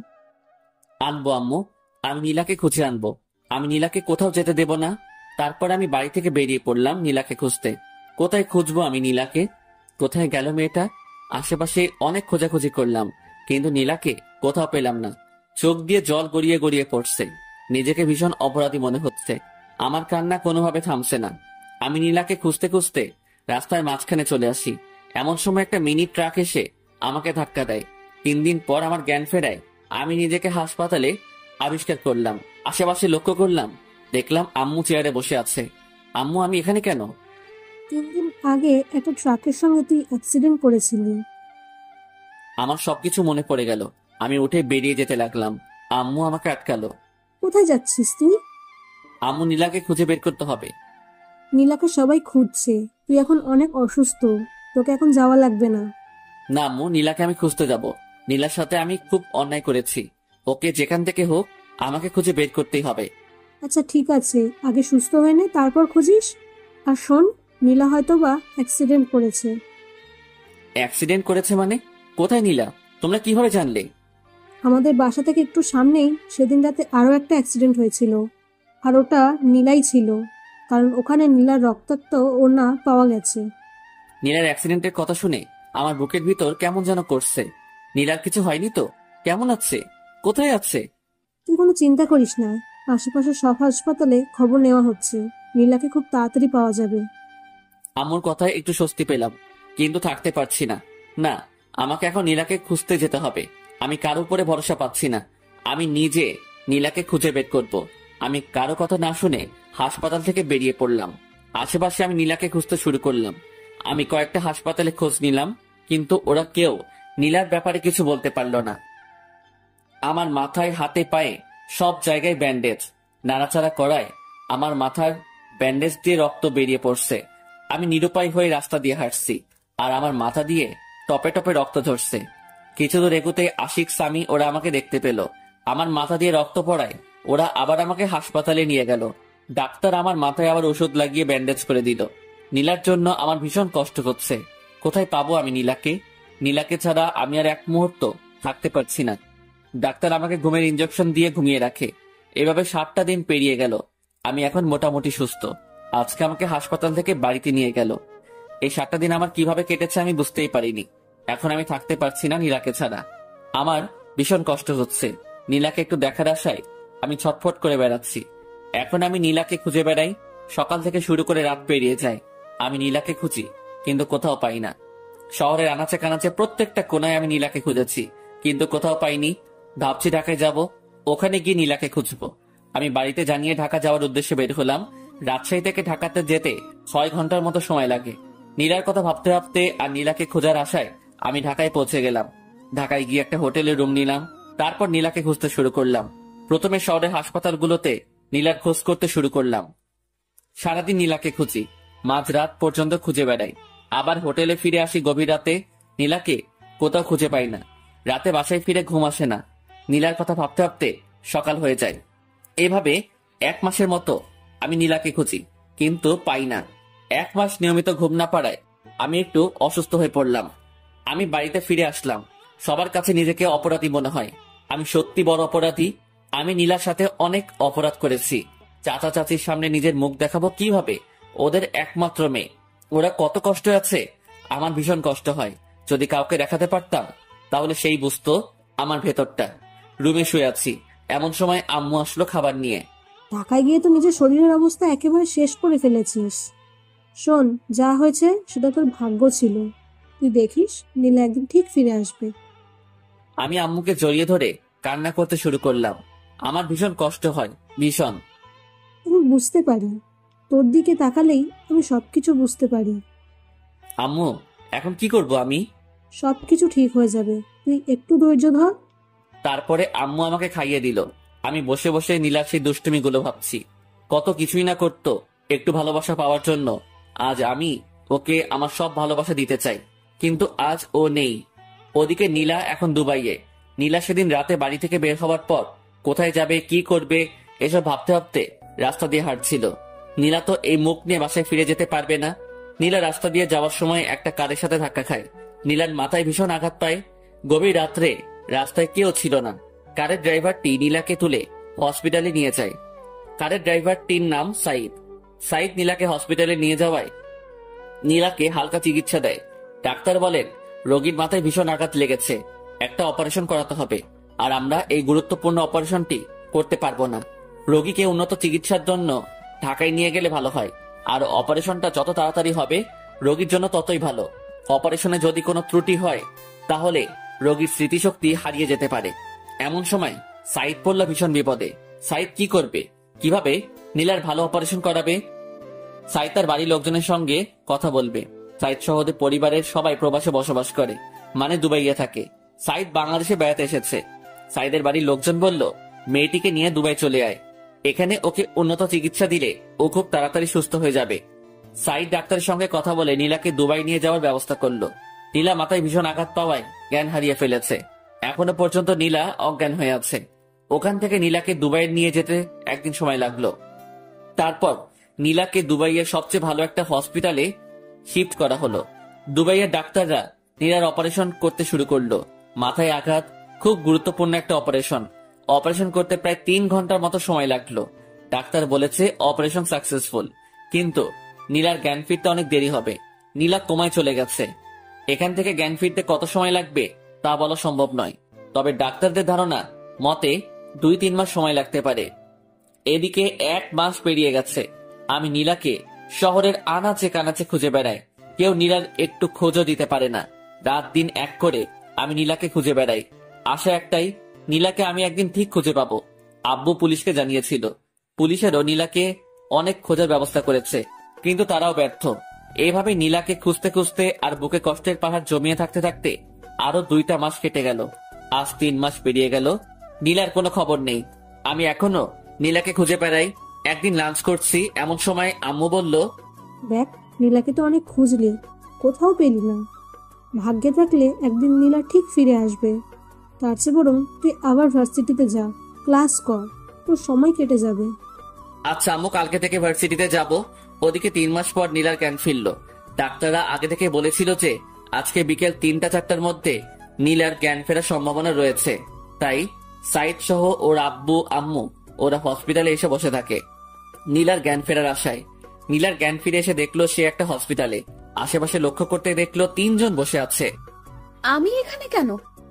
আপনি এখন দুবাইয়ে আছেন। 3 মাস আগে আমার কারের সঙ্গে আপনার অ্যাক্সিডেন্ট হয়, আর আপনাকে উন্নত চিকিৎসার জন্য দুবাইয়ে আনা হয়। নীলার আস্তে আস্তে সবকিছু মনে পড়ে গেল। সাইদের মা নীলাকে উদ্দেশ্য করে বলল, কি নাম তোমার? আমার নাম নীলা। তোমার কি বাসার কথা কিছু মনে পড়েছে? হ্যাঁ, আমার সবকিছু মনে পড়ছে। খুব ভালো, তুমি কোনো চিন্তা করো না, তোমাকে তোমার বাসায় পৌঁছে দেওয়া হবে। নীলা মুখ গোমরা করলো। কি তোমার বাসার কথা বলায় তুমি মন খারাপ করলে কেন? কি হয়েছে? তোমার সবকিছু আমাকে খুলে বলো। তারপরে নীলা সবকিছু খুলে বলল। বুঝলাম, ছেলেটি এত খারাপ, তোমাকে এভাবে কষ্ট দিল? না, ওকে খারাপ বলবেন না, যতই হোক ও আমার স্বামী। এত কিছুর পরও তুমি ওকে স্বামী বলছো? হাজার অপরাধ করলেও আমার স্বামী, আমি ওকে ভীষণ ভালোবাসি। তাহলে তুমি এখন তোমার স্বামীর কাছে ফিরে যাও, এটাই তোমার জন্য ভালো হবে। না, ও আমাকে মেনে নেবে না, কারণ আমি অনেক পিচ্ছি। ও পিচ্ছি মেয়েদের পছন্দ করে না। তাহলে তুমি এখন কি করবে? যেদিকে দু চোখ যায় চলে যাব, কিন্তু আমি ওর কাছে কখনোই ফিরে যাব না। আচ্ছা, আজ থেকে তুমি আমার বাসায় থাকবে। আমার কোনো মেয়ে নেই, তুমি আজ থেকে আমার বাড়ির মেয়ে। নীলা কাঁদতে কাঁদতে আন্টিকে জড়িয়ে ধরলো। আন্টি, তোমরা খুব ভালো, খুব ভালো। আচ্ছা, আমাকে আন্টি বলে ডাকবে না, আজ থেকে আমাকে আম্মু বলে ডাকবে, ঠিক আছে? ঠিক আছে আম্মু। আরো 7 দিন পর নীলা পুরোপুরি সুস্থ হওয়ায় নীলাকে সাইদের বাসায় নিয়ে যাওয়া হলো। নীলা এখন নতুন বাবা মা পেল। এদিকে আমি ভার্সিটিতে যাওয়া শুরু করেছি। ভার্সিটিতে গিয়ে নিয়মিত ক্লাস করি। নীলার স্মৃতি আঁকড়ে আজও নীলাকে খুঁজে বেড়াই। নীলা সেই রক্তমাখা ওড়নাটা এখনো আমার কাছে আছে। ওড়নাটা সব সময় আমার কাছে রাখি। সেই রক্তমাখা ওড়না, এখন তো আর রক্ত নেই, সাদা ওড়না, লাল লাল সব দাগ আছে। সাইদের বাবার একটা নিজস্ব কোম্পানি আছে। নীলা সব সময় বাড়িতে বসে থাকে, তাই নীলা ওর নতুন আম্মুকে অনেক বুঝিয়ে ওদের কোম্পানিতে যায়। ওখানে নীলাকে সবাই ম্যাডাম বলে সম্মান দেয়। নীলার এগুলো শুনতে খুব ভালো লাগে, তাই নীলা নিয়মিত অফিসে গিয়ে বসে থাকে। বসে বসে অফিসের বিভিন্ন কাগজপত্র সিরিয়াল করে। এভাবে চলতে থাকে আমার এবং নীলার দুই দিকের দুই পৃথিবী। নীলার একদিন হঠাৎ খুব বমি হয়, আর সে মাথা ঘুরে পড়ে যায়। ডাক্তার নীলাকে চেক আপ করে বলে নীলা প্রেগনেন্ট। সেদিন রাতে আমাদের মিলন হয়, যার ফলে নীলা আজ প্রেগনেন্ট। নীলার বাচ্চাটিকে নষ্ট করে ফেলতে বলি, কিন্তু নীলা রাজি হয় না। নীলা মনে মনে ভীষণ খুশি। নীলা প্রেগনেন্ট এটা শুনে নীলা খুশি। মেয়েরা প্রেগনেন্টের কথা শুনলে এমনিতে অনেক খুশি হয়। নীলার আম্মু নীলাকে অনেক সেবা যত্ন করে। এদিকে আমার অনার্স 2য় বর্ষের পরীক্ষা শুরু হয়ে যায়। আমি ঠিক মতো পরীক্ষা দেই। পরীক্ষা শেষ হতে 2 মাসের মতো সময় লাগলো। দেখতে দেখতে আরো 4টা মাস কেটে গেল। আমি এখন অনার্স 3য় বর্ষে উঠে গেছি। সময় আমার কিছুতেই কাটে না। নীলার স্মৃতি আঁকড়ে এখনো বেঁচে আছি। ওদিকে নীলা প্রেগনেন্ট প্রায় 10 মাস হয়ে এসেছে। নীলাকে একটা হসপিটালে ভর্তি করানো হয়েছে। নীলা মা হতে চলেছে। নীলার মধ্যে এক অন্যরকম খুশি বিরাজ করছে। ডাক্তারের পরামর্শ অনুযায়ী দুপুরের দিকে নীলার সার্জারি করা হয়। আলহামদুলিল্লাহ, পুত্র সন্তান, মা ছেলে দুজনেই সুস্থ আছে। নীলা তার বাচ্চাকে পেয়ে অনেক খুশি। এদিকে আমি আজকে ভার্সিটিতে যাইনি। মনের মধ্যে কেমন যেন করছে। আসলে রক্তের টান থাকলে যেটা হয়, আজকে খুব শুধু নীলার কথা মনে পড়ছে। এভাবে চলতে চলতে আরো 3টা বছর কেটে যায়। আমার বিসিএস কমপ্লিট। আম্মু আব্বু আমাকে কোনো চাকরি বাকরি করতে দেয়নি। নিজেদের ব্যবসা সামলাতে হবে। নীলার কথা সবাই ভুলে গেছে, মানে সবাই মেনে নিয়েছে যে নীলা মারা গেছে। আম্মু আব্বু আমাকে আবার বিয়ে দিতে চেয়েছে, কিন্তু আমি বিয়ে করিনি। আসলে বিয়ে করার কোনো ইচ্ছাই নেই। নীলার স্মৃতি আঁকড়ে ধরে বেঁচে আছি, যদিও কাউকে বুঝতেই দেই না যে আমি আজও নীলাকে ভালোবাসি। এখন আমি অফিসে যাই, আব্বুর ব্যবসা সামলাই। আমাদের একটা ছোটখাটো কোম্পানি আছে। আব্বু এবং তার বন্ধু মিলে কোম্পানিটা চালায়। আমিও অফিসে গিয়ে অফিসিয়াল কিছু কাজ করি। রাতে ডিনার করছি, এমন সময় আম্মু বলল, তোর আবার বিয়ে দেবো, তোর জন্য মেয়ে খুঁজছি। দেখো আম্মু, এর আগে তোমাদের ইচ্ছায় বিয়ে করেছিলাম। এখন প্লিজ একটা রিকোয়েস্ট করছি, আমাকে আর বিয়ের কথা বলো না। আমি আর জীবনেও বিয়ে করব না। আমরা না এখন বুড়ো হয়ে যাচ্ছি, আমাদের কি নাতি নাতনির মুখ দেখার ইচ্ছে নেই? নাতি নাতনির মুখ দেখার ইচ্ছা থাকলে তোমাদের মেয়েকে বিয়ে দাও, আমাকে কখনো বিয়ের কথা বলবেন না। আর কেউ কোনো কথা বলল না। আমি ডিনার শেষ করে রুমে গিয়ে শুয়ে পড়লাম। ওদিকে দুবাইয়ে নীলা কাটাচ্ছে অপূর্ণ এক জীবন। মানে নীলার ছেলে আছে কিন্তু স্বামী নেই। নীলার ছেলের নাম রেখেছে জিসান। ওর বয়স এখন 3 বছর। নীলাও এখন আমার কাছে ফিরে আসতে চায়, কিন্তু ভয় একটাই, আমি যদি নীলাকে মেনে না নেই। নীলা নিজের মা বাবাকে ছেড়ে চলে গেছে শুধু আমার জন্য। মেয়েটা তো অনেক কষ্ট সহ্য করে আজও টিকে আছে। জিসান তার আব্বুর ভালোবাসা থেকে বঞ্চিত। নীলা জিসানকে বুঝতে দেয় না যে তার আব্বু নেই। জিসান ওর আব্বুর কথা জিজ্ঞাসা করলে নীলা বলে, আমি তোর আব্বু, আমি তোর আম্মু। সাইদের দুবাইয়ের কোম্পানির সাথে আমাদের কোম্পানির একটা ডিল হয়।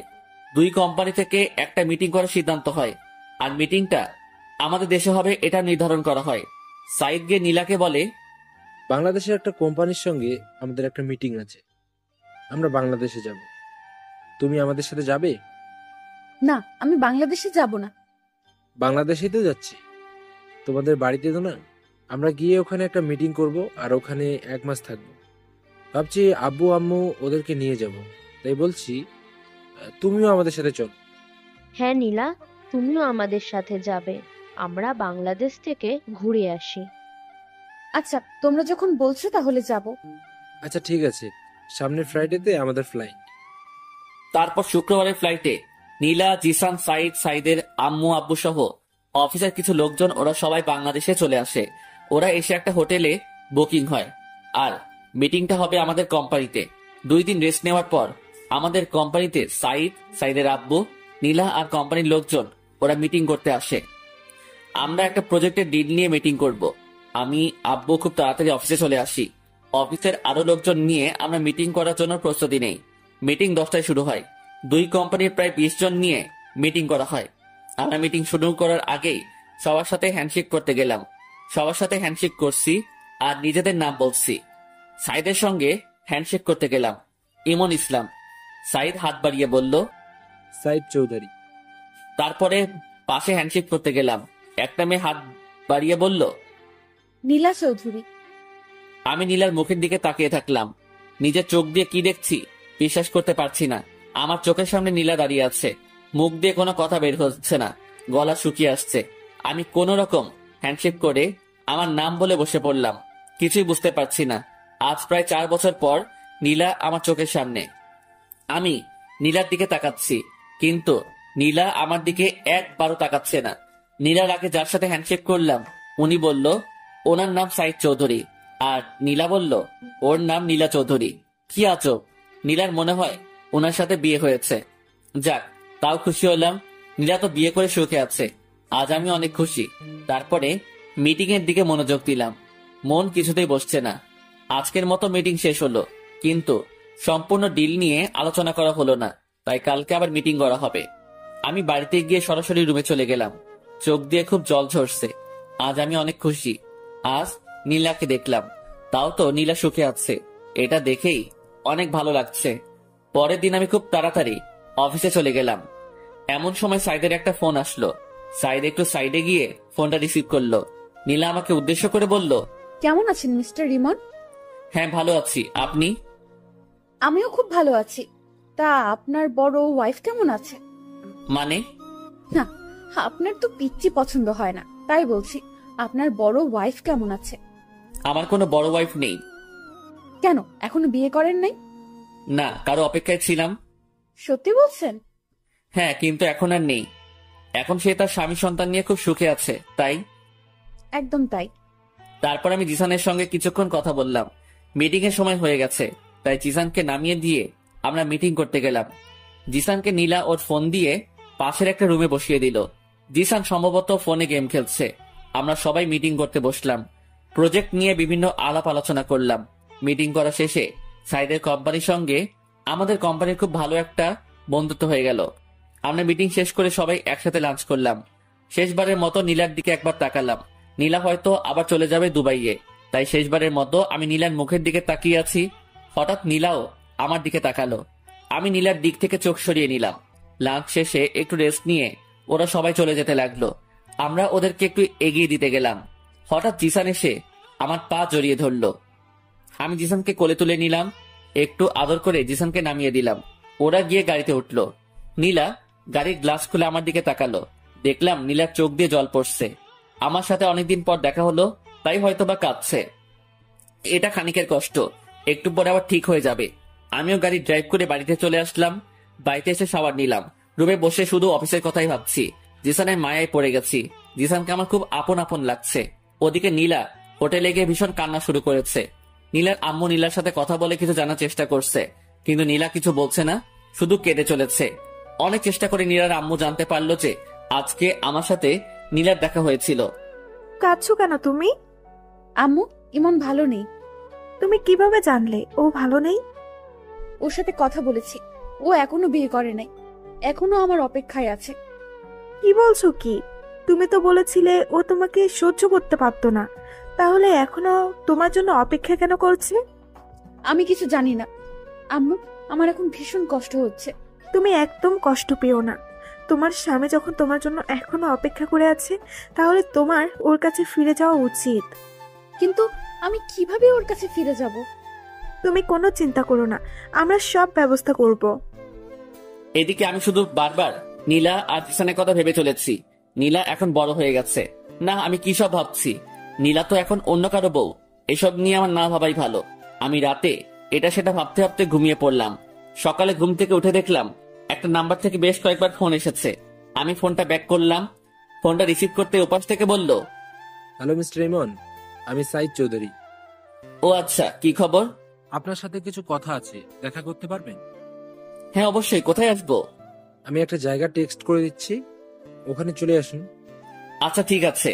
তারপর আমি ফ্রেশ হয়ে ব্রেকফাস্ট করে চলে গেলাম টেক্সট করা জায়গায়। গিয়ে দেখলাম সাইদ চৌধুরী বসে আছে। আরে মিস্টার ইমন, আসুন, এখানে বসুন। জি ধন্যবাদ। তা আপনার দিনকাল কেমন কাটছে? হ্যাঁ ভালো কাটছে। আপনি তো অনেক লাকি। বুঝলাম না আপনার কথা। না, আপনি খুব ভালো একটা বউ পেয়েছেন, তাই বললাম আপনি খুব লাকি। সাইদ হাসতে হাসতে বলল, আরে ভাই, আমি তো এখনো বিয়েই করিনি। মানে কি বলছেন আপনি? তারপরে সাইদ আমাকে সব ঘটনা খুলে বলল।